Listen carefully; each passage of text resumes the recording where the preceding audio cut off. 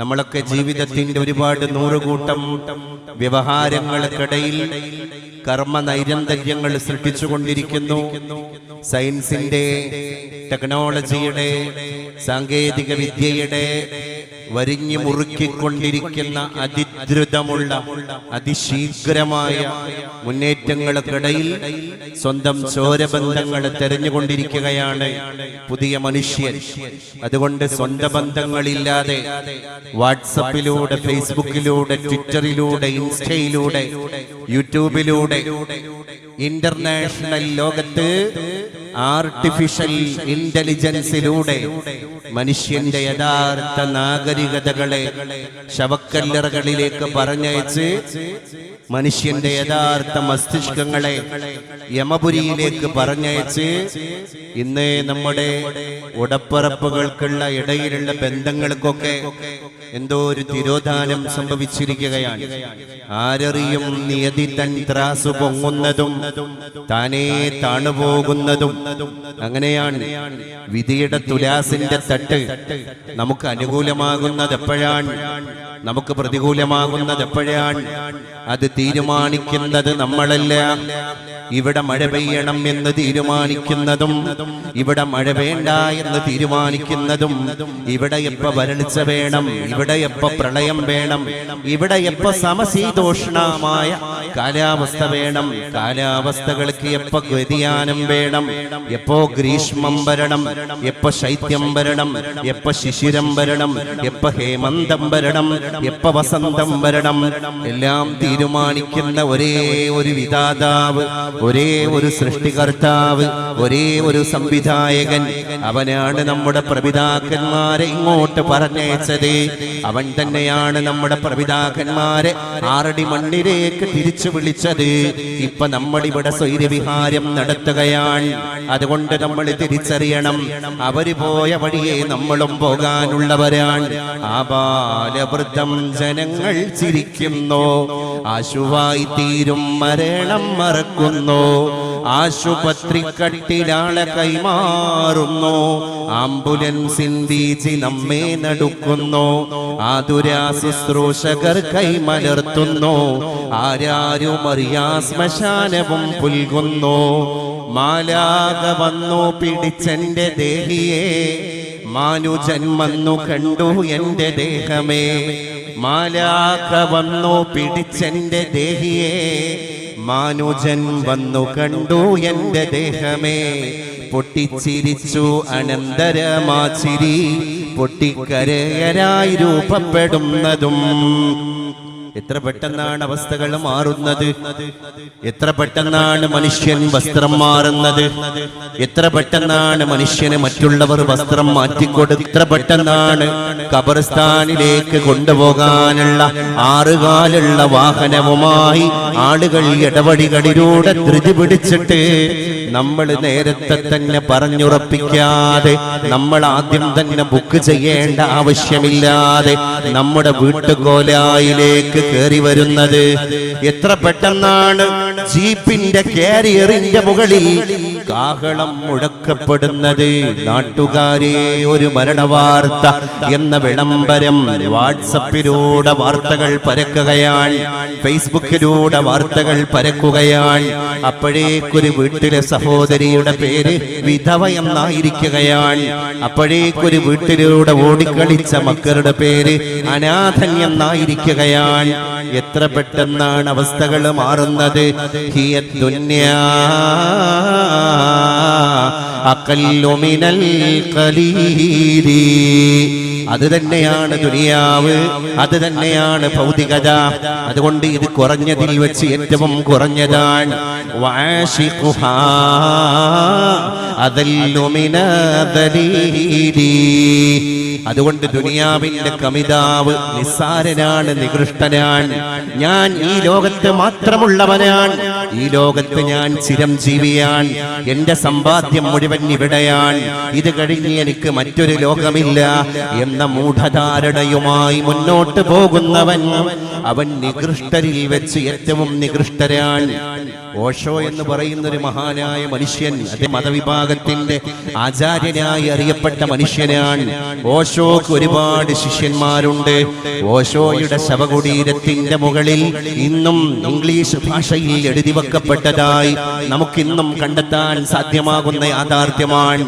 Never born, never dead, just visited planet Earth between 1932 and 1996. ഇതാരുടെ ശവകുടീരമാണ്? ഓഷോയുടെ ശവകുടീരമാണ്. ഒരു മതത്തിന്റെ ഉപജ്ഞാതാവ്, ലക്ഷോപലക്ഷം ശിഷ്യഗണങ്ങളുടെ ആചാര്യൻ. ആ ഓഷോ മരണ ശിഷ്യഗണങ്ങളോട് പറയുകയാണ്, ഞാൻ മരിച്ചു കഴിഞ്ഞാൽ 6 അടി മണ്ണിലേക്ക് നിങ്ങൾ എന്റെ മൃതദേഹം വിലാപയാത്രയായിട്ട് കൊണ്ടുപോയി അടക്കം ചെയ്ത് കഴിഞ്ഞാൽ, എന്റെ കുടിമാടത്തിലേക്ക് മൂടുകല്ല് വെച്ചതിന്റെ ശേഷം നിങ്ങൾ പച്ച മണ്ണിട്ട് മൂടിക്കഴിഞ്ഞാൽ, എന്റെ ശവകുടീരത്തിന്റെ പാർശ്വഭാഗത്ത് ഒരു മനോഹരമായ ശവക്കല്ലറ നിങ്ങൾ ഒരുക്കിക്കഴിഞ്ഞാൽ, ആ ശവക്കല്ലറയുടെ മുകളിലുള്ള കരിങ്കൽ ഭിത്തിയിൽ നിങ്ങൾ കൊത്തിവെക്കണം, നെവർ ബോൺ. ഞാൻ ഈ കിടക്കുന്ന ഓഷോ ഒരിക്കലും ജനിച്ചിട്ടില്ല, നെവർ ഡെഡ്, ഒരിക്കലും മരിച്ചിട്ടില്ല, ജസ്റ്റ് വിസിറ്റഡ് പ്ലാനറ്റ് എർത്ത്, ഭൂമി എന്ന് പറയുന്ന ഒരു ചിഹ്ന ഗൃഹം അല്പകാലം ഞാനൊന്ന് സന്ദർശകനായി വിസിറ്റ് ചെയ്തിരിക്കുകയാണ്.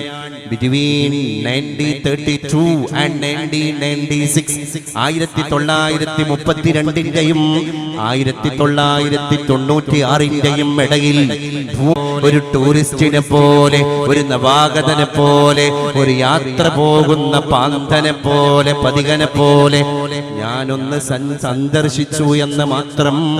ഞാനിവിടെ ജനിച്ചവനല്ല, ഞാനിവിടെ മരിക്കുന്നവനുമല്ല. എന്തൊരു വലിയ ദൗത്യമാണ് ഓഷോ ചരിത്രത്തെ പഠിപ്പിച്ചത്. നമ്മൾ എവിടുന്ന് വരുന്നവരാണ്? നമ്മളെ ആലമുൽ അർവാഹിൽ നിന്ന് വരുന്നവരാണ്. അതുകൊണ്ടാണ് അലി റളിയല്ലാഹു അൻഹു ഏതോ ഒരു സുഹൃത്തിനെ മരുഭൂമിയിൽ വെച്ച് കണ്ടുമുട്ടിയപ്പം പറഞ്ഞു അത്രേ, അപാരമായ മേധാശക്തിയുടെ, ഓർമ്മശക്തിയുടെ തമ്പുരാനായിരുന്നു, കുലപതിയായിരുന്നു സയ്യിദുന അലിയുൻ കറമല്ലാഹു വജ്ഹ. അലിയാരി തങ്ങളെ ഒരു സുഹൃത്തിനെ മരിപ്പറമ്പിൽ വെച്ച് കണ്ടുമുട്ടുമ്പോ പറയാണ്, സഹോദരാ, ഓർമ്മയുണ്ടോ നിനക്ക് നമ്മൾ ആദ്യം കണ്ടുമുട്ടിയ ആലമുൽ അർവാഹ്? ഈ സഹോദരൻ സ്തബ്ധിച്ചുപോയി, അത്ഭുത പരതന്ത്രനായി. ദുനിയാവിൽ കഴിഞ്ഞ വർഷം നടന്ന സംഭവങ്ങൾ എന്നെ ഓർത്തെടുക്കാൻ പാടുപെടുന്ന എന്നോട് അലിയാര് തങ്ങൾ പറയാണ്, ആലമുൽ അർവാഹിൽ, ആത്മാക്കൾ മാത്രമായ കാലത്ത് നമ്മൾ അവിടെ വെച്ചിട്ട് സന്ധിച്ചിരുന്നു, നിനക്ക് ഓർമ്മയുണ്ടോ? ഞാൻ ഓർക്കുന്നില്ല. ആ സഹൃദയൻ പറഞ്ഞപ്പോ അലി തങ്ങൾ പറയുകയാണ്, ഞാനത് കൃത്യമായി ഓർത്തുപോവുകയാണ് സഹോദരൻ. ആലമുൽ അർവാഹിൽ നിന്ന് പിന്നെ നമ്മൾ രണ്ടാമത്തെ ലോകമാകുന്ന ആലമുൽ അജ്സാദിലേക്ക് കടന്നു വന്നവരാണ്. ഇവിടെ നിന്ന് നമ്മൾ പോകാൻ, മേപ്പെട്ട് വലിച്ച ശ്വാസം താഴോട്ട് വീഴ്ത്താൻ വിധി നമുക്ക് സമ്മതം തന്നില്ലയാണ്. ആരൊക്കെയോ നമ്മളുടെ ഭൗതിക ശരീരം നമ്മുടെ തറവാട് പള്ളിയുടെ 1ാമത്തെ സഫിൽ കൊണ്ടുപോയി മലർത്തി കിടത്തി, അലാ ഹാദൽ മയ്യിത്തി ലില്ലാഹി തആല, ഈ കിടക്കണ മയ്യത്തിന്റെ മേൽ അല്ലാഹുവേ ഞങ്ങൾ മയ്യത്ത് നിസ്കാരം നടത്തുകയാണ്. എത്ര പെട്ടെന്നാണ് അവസ്ഥകൾ മാറുന്നത്. അതാണ് മാലാക വന്നു പിടിച്ചെന്റെ ദേഹിയെ, മാനുജൻ വന്നു കണ്ടു എന്റെ ദേഹമേ. ആളുകൾ വന്നിട്ട് എന്റെ മൃതദേഹം കാണുകയാണ്. ആളുകൾ വന്നിട്ട് പലതും പറയുകയാണ്. ആ വീട്ടിലേക്ക് ഇനി ഭക്ഷണത്തിനുള്ള ഏർപ്പാട് ചെയ്തു കൊടുക്കാൻ, ആ വീട്ടിൽ ഇനി അന്നം മുട്ടാതെ വീട്ടുകാരെ സംരക്ഷിക്കാൻ ആരാണുള്ളത് എന്ന ആളുകൾ അടക്കം പറയുകയാണ്. മാനുജൻ വന്നു കണ്ടു എന്റെ ദേഹമേ, പൊട്ടിച്ചിരിച്ചു അനന്തരമാ ചിരി, പൊട്ടിക്കരയരായി രൂപപ്പെടുന്നതും. ഇന്നലെ വരെ ചുക്ലിയിലെ പീഡിയക്കോലായിൽ ഇരുന്നിട്ട് തമാശ പങ്കിട്ടവരാണ് നമ്മൾ. ഗ്രാമത്തിയുടെ കവലയിൽ വെച്ചിട്ട് പരസ്പരം ഹർഷോന്മാദത്തിൽ ഏർപ്പെട്ടവരാണ് നമ്മൾ. എന്നോട് അങ്ങനെ കുശലം പറഞ്ഞ സഹൃദയൻ അതാ ഞെട്ടറ്റ് കിടക്കുകയാണ്. ഇന്ന് അയാൾ എന്റെ ചോദ്യങ്ങൾക്ക് മറുപടി തരുന്നില്ല. ഇന്നലെ ചിരിച്ചവൻ ഇന്നിതാ മൗനനായിട്ട് നിശബ്ദനായിട്ട് നിതാന്തനായിട്ട് കിടക്കുകയാണ്. അപ്പൊ ആ പൊട്ടിച്ചിരിയൊക്കെ പൊട്ടിക്കരയരായി രൂപപ്പെടുകയാണ്. അപ്പോഴേക്ക് ജനാസ കഫൻ ചെയ്യലും അതിന്റെ ശേഷക്രിയ നടപടികളൊക്കെ പൂർത്തീകരിച്ച് കാലാൾപ്പട വന്ന് തോളിലേറ്റുമ്പോഴും കാമനും താതനും പരിതപിക്കുമ്പോഴും കുല്ലു നഫ്സിൻ ദാഇഖത്തുൽ മൗത്ത് എന്നുള്ള ഖുർആന്റെ വചനം മറക്കല്ല സോദരാ. അതാണ് പിന്നെ ആകുള്ളതെന്താണ്? നമ്മൾ ജീവിക്കുന്ന കാലത്ത് ജനഹൃദയങ്ങളിൽ ചിരഞ്ജീവിയാവുക, സ്വഭാവം കൊണ്ട് മറ്റൊരാളുടെ ഇടയിലേക്ക് ഇറങ്ങിച്ചെല്ലുക, സ്വഭാവത്തിന്റെ പെരുമാറ്റത്തിന്റെ വശ്യത കൊണ്ട് ജനകീയനായി തീരുക, ഹൃദയത്തെ ശുദ്ധീകരിക്കുക. പരിശുദ്ധ റസൂൽ സ്വഹാബത്തിനോടൊരു കടങ്കഥ പറയും പോലെ പറയുകയാണ്, സ്വഹാബ ഇന്ന ഫിൽ ജസദിൽ മുദ്ഗ, നിങ്ങളുടെയൊക്കെ ശരീരത്തിൽ ഇങ്ങനെ പിടിക്കാൻ പാകത്തിലുള്ള ഒരു മാംസശകലമുണ്ട്. അസ്ഥിയില്ലാത്ത എല്ലില്ലാത്ത ഒരു മാംസനിബദ്ധമായ ഒരു അസ്ഥിപഞ്ജരമല്ലാത്ത ഒരു മാംസത്തിന്റെ കഷ്ണമുണ്ട്. നിങ്ങളുടെ ശരീരത്തിലാണ് ആ മാംസപിണ്ഡമുള്ളത്. ഇദാ സ്വലഹത്, ആ മാംസപിണ്ഡമെങ്ങാനും ശരിയായി കഴിഞ്ഞാൽ സ്വലഹൽ ജസദു കുല്ലു, നിങ്ങളുടെ ശരീരമാസകലം ശരിയാവുകയാണ്. വഇദാ ഫസദത്, ആ മാംസകഷ്ണമെങ്ങാനും മോശമായി കഴിഞ്ഞാൽ ഫസദൽ ജസദു കുല്ലു, നിങ്ങളുടെ ശരീരം ആ സകലം മ്ലേച്ഛമാകുന്നതാണ്. പരിശുദ്ധ നബി എന്തൊരു വലിയ പ്രയോഗമാണ് നടത്തിയത്. ഒരു കടങ്കഥ പോലെ നിങ്ങളുടെ ശരീരത്തിലെ ഒറ്റ മാംസപിണ്ഡം, ആ മാംസപിണ്ഡമാണ് നിങ്ങളുടെ ദുനിയാവിനെ തീരുമാനിക്കുന്നത്. ആ മാംസപിണ്ഡമാണ് നിങ്ങളുടെ ഖബറിൽ അവസ്ഥ തീരുമാനിക്കുന്നത്. ആ മാംസപിണ്ഡമാണ് നിങ്ങൾ സിറാത്തിന്റെ മുകളിലൂടെ എങ്ങനെ പ്രയാണം ചെയ്യണം എന്ന് നിശ്ചയിക്കുന്നത്. ആ മാംസപിണ്ഡമാണ് നിങ്ങൾക്ക് സ്വർഗം തരുന്നത്. അതേ മാംസപിണ്ഡം തന്നെയാണ് നിങ്ങൾക്ക് നരകം തരുന്നത്.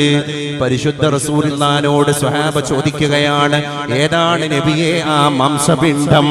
ഞങ്ങൾക്ക് ഞങ്ങളെ ഒന്ന് ശ്രദ്ധിക്കണം മുസ്തഫ സല്ലല്ലാഹു അലൈഹി വസല്ലം.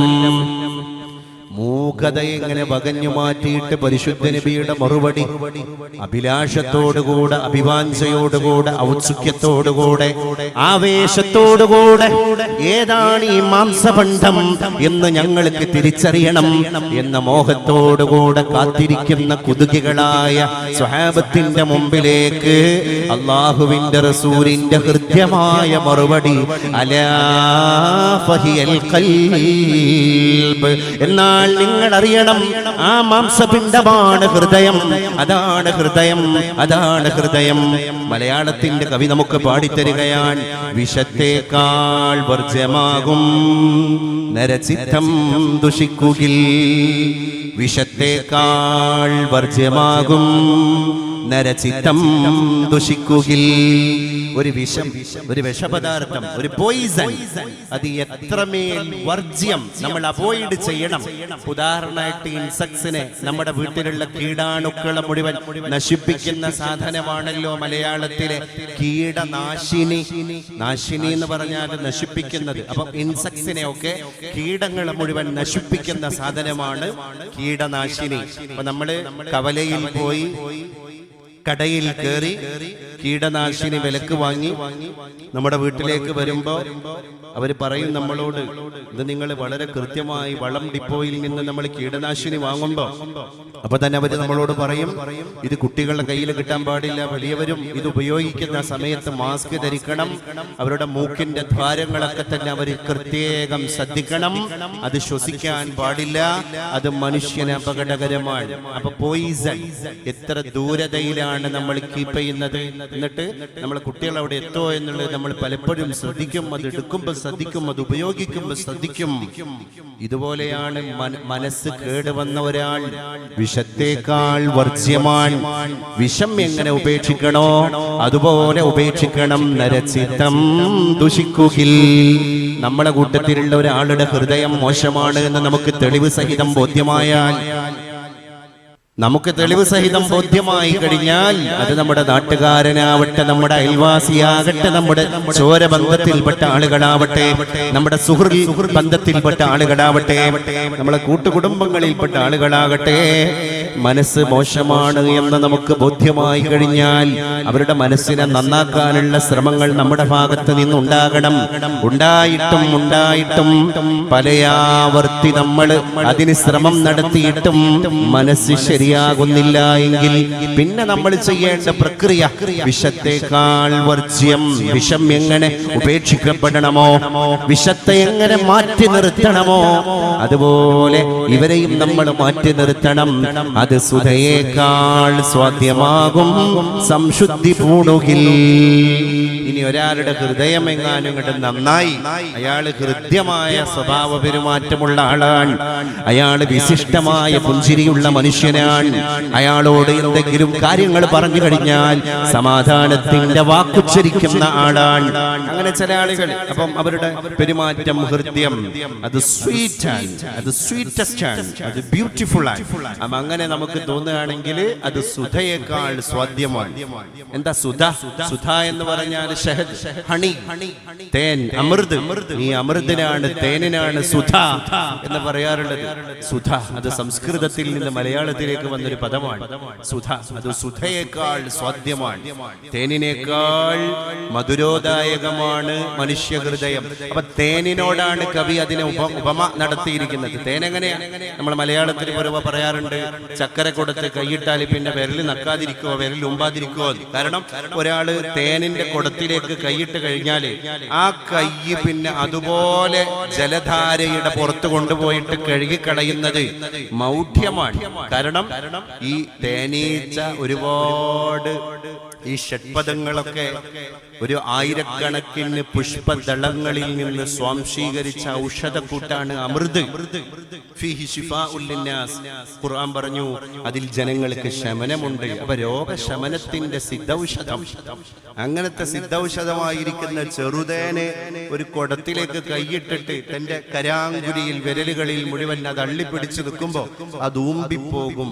എന്നാൽ ശുദ്ധ ഹൃദയന്റെ സമീപനവും ഇങ്ങനെയാണ്. ശുദ്ധ ഹൃദയനായ, സ്വാദുള്ള ഹൃദയനായ, സംശുദ്ധിയുള്ള ഹൃദയത്തിന്റെ ഖൽബുൻ സാഫ്, ഖൽബുൻ സലീം, എല്ലാ വൈകല്യങ്ങളിൽ നിന്നും, എല്ലാ മ്ലേച്ഛത്തരങ്ങളിൽ നിന്നും മുക്തമായ ഹൃദയത്തിന്റെ ഉടമയെ നമ്മൾ അങ്ങനെ അറ്റാച്ച് ചെയ്യാൻ, അയാളായിട്ട് ഒരു സൗഹൃദം സ്ഥാപിക്കാൻ, അയാളുമായിട്ട് ചങ്ങാത്തത്തിൽ ഏർപ്പെടാൻ, ഞാൻ അയാളുടെ സുഹൃത്താണ്, അയാൾ എന്റെ സുഹൃത്താണ് എന്ന് മാലോകരോട് പറയാൻ നമുക്കതൊരു അഭിമാനമാണ്, നമുക്കതൊരു ഊറ്റമാണ്. ഇപ്പൊ ചൊക്ലിയിലോ അല്ലെങ്കിൽ ഗ്രാമത്തിലോ ഒരു പേര് കേട്ടൊരു മനുഷ്യൻ, അദ്ദേഹത്തിന്റെ സ്വഭാവത്തിന്റെ വിഷയത്തിൽ, അദ്ദേഹത്തിന്റെ ജനകീയതയുടെ വിഷയത്തിൽ, അദ്ദേഹത്തിന്റെ പ്രകൃതി അങ്ങനെയാണ്, വളരെ പോപ്പുലറാണ്.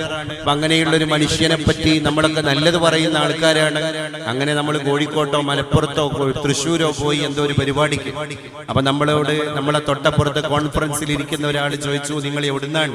അപ്പൊ നമ്മൾ പറഞ്ഞു ഞാൻ വടകര അടുത്താണ്. ദൂരത്തെ ആളുകളോടൊക്കെ നമ്മൾ അങ്ങനെയാ പറയാ, വടകര ഏത് ഭാഗത്താ നിങ്ങൾ? അപ്പൊ പറഞ്ഞു മാഹിയുടെ പരിസരം. മാഹിയുടെ പരിസരത്ത് എവിടെയാണ് നിങ്ങൾ? അപ്പൊ നമ്മൾ പറയും ചൊക്ലിയാണ്. ചൊക്ലിയിൽ എവിടെയാണ് നിങ്ങൾ? ഞങ്ങൾ ഗ്രാമത്തിൽ നിവാസികളാണ്. ഗ്രാമത്തിക്കാരാണോ? ഗ്രാമത്തിലുള്ള ഇന്നാലിന്ന ഹാജിയാരെ നിങ്ങൾ അറിയോ? ഞാൻ അറിയല്ലോ. അപ്പൊ നമുക്ക് അയാളെ പറ്റി പറയാൻ 100 നാവാണ്. നമ്മൾ അയാളെ യഥാർത്ഥ നെയ്ബർ അല്ലെങ്കിലും, നമ്മൾ അയാളെ വീടും തമ്മിൽ 100 വീടിന്റെ അകലമുണ്ടെങ്കിലും, നമ്മൾ അയാളുമായിട്ടുള്ള ആത്മബന്ധങ്ങൾ ഇയാളെ മുന്നിൽ സ്ഥാപിച്ചു കൊടുക്കാൻ നമ്മൾ എല്ലാ കഥകളും പറയും. അയാൾ എന്റെ കുടുംബമായിട്ട് നല്ല ബന്ധമാണ്, ഞങ്ങൾ ഇന്ന സ്ഥലത്തേക്ക് ഒന്നിച്ച് യാത്ര പോയിട്ടുണ്ട്. എന്തുകൊണ്ടാണ് അത്? ഖൽബുൻ സലീമായ ഒരു മനുഷ്യനോട് അള്ളാഹുവിന്റെ അടിമകൾ കാണിക്കുന്ന അറ്റാച്ച്മെന്റ് ആണ്. അതേസമയം ഇവിടെ ഒരു ക്രിമിനൽ പശ്ചാത്തലമുള്ള ഒരാളാണ്, അയാളെ പറ്റിയാണ് പത്രദ്വാര ഒരുപാട് വാർത്തകൾ വന്നത്. അപ്പൊ അയാളുടെ പ്രസിദ്ധി കുപ്രസിദ്ധിയാണ്, സുപ്രസിദ്ധിയല്ല. പ്രസിദ്ധി തന്നെയാണ്, പക്ഷെ അത് കുപ്രസിദ്ധിയാണ്, അത് സുപ്രസിദ്ധിയല്ല. അപ്പൊ നമ്മളോട് ഇങ്ങനെ ചോദിക്കുമ്പോ നമ്മൾ പറയും ഗ്രാമത്തിൽ നിവാസിയാണോ? പിന്നാലെ ഇന്നൊരാളൊക്കെ പത്രത്തിൽ ഇപ്പൊ ഈ അടുത്തൊരു ഇഷ്യൂ ഉണ്ടാക്കി വാർത്തയൊക്കെ വന്നിരുന്ന അയാളറിയോ? അയാളെ കേട്ടിട്ടുണ്ട്, നമ്മളെ അല്ലേ, നമ്മളെ വളരെ അടുത്തുള്ള ആള്. എന്നാലും നമ്മൾ പറയും അയാളെ കേട്ടിട്ടുണ്ട്, പരിചയം ഉണ്ടെന്നേ ഉള്ളൂ, പക്ഷെ അയാളായിട്ട് അങ്ങനത്തെ ഒരു ബന്ധമൊന്നുമില്ല. നമ്മൾ എങ്ങനെയെങ്കിലും കൈ കഴുകി രക്ഷപ്പെടാൻ ശ്രമിക്കാൻ തന്നെയാണ് ഈ കവിതയുടെ അർത്ഥം. വിഷത്തേക്കാൾ വർജ്യമാകും നരചിത്തം ദുഷിക്കുകിൽ, അത് സുധയേക്കാൾ സ്വാദ്യമാകും സംശുദ്ധി പൂണുകിൽ.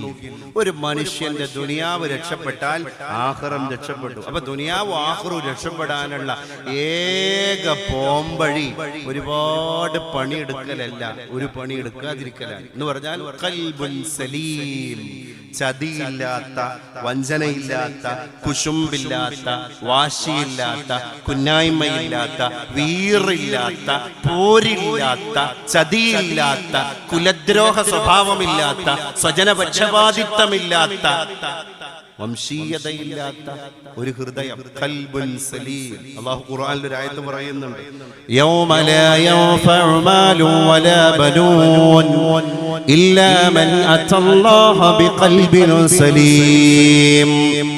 നാളൊരു ദിവസം വരാണ്ട് മഹ്ശറയിൽ, അന്ന് നിങ്ങളുടെ സമ്പത്തും നിങ്ങളുടെ മക്കളും ഒന്നും നിങ്ങൾക്ക് ഉപകാരം ചെയ്യുന്നതല്ല. ഒരു മനുഷ്യൻ മാത്രമാണ് നാളെ അവിടെ രക്ഷപ്പെടാൻ പോകുന്നത്.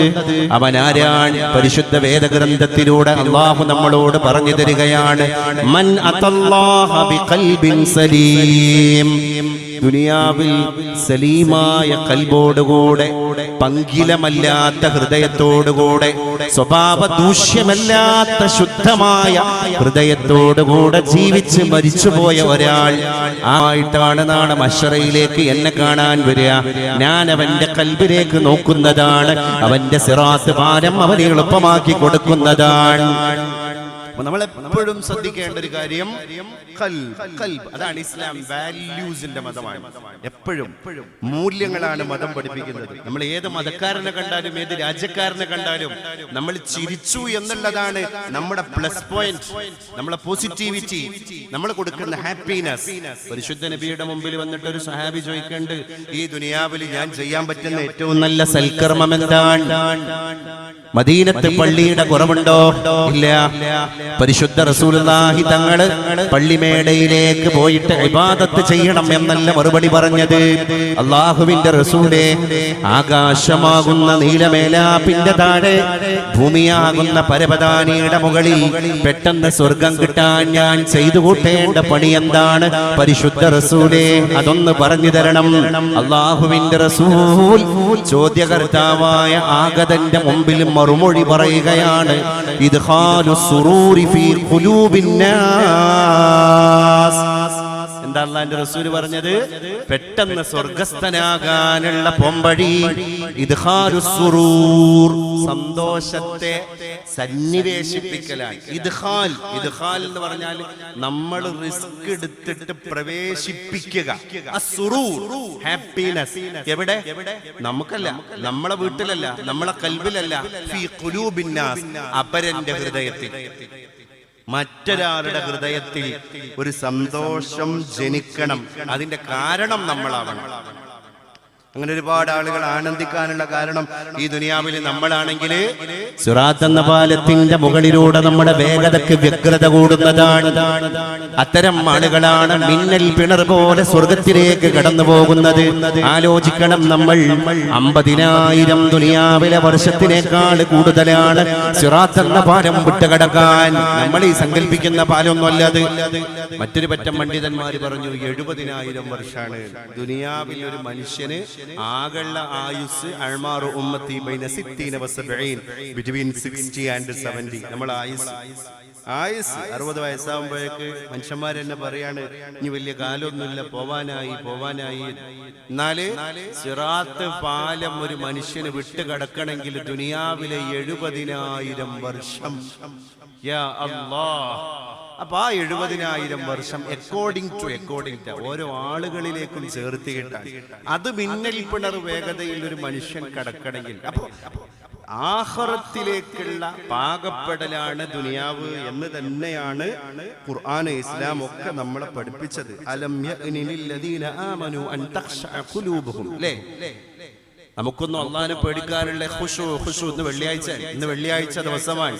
ഇന്നത്തെ ഖുതുബയില് എന്തിനാണ് നമ്മൾ എല്ലാ ദിവസവും 4 റക്അത്ത് ദുഹർ നിസ്കരിക്കുന്ന നമുക്ക് പരിശുദ്ധമായ വെള്ളിയാഴ്ച ദിവസത്തെ 2 റക്അത്താക്കി തന്നത്? അൽ ജുമഅത്തു അൽ ഖുതുബത്തു തഖൂമു മഖാമ റക്അത്തൈനി മിനൽ ഫറം. ബാക്കിയുള്ള 2 റക്അത്ത് ഖതീബ് മിമ്പറിന്റെ മുകളിൽ നിർവഹിക്കുന്ന ഖുതുബയാണ്. ഞങ്ങൾ നിർവഹിക്കുന്ന ജുമുഅ ജമാഅത്ത് 2 റക്അത്താക്കി ചുരുക്കി തന്നത്.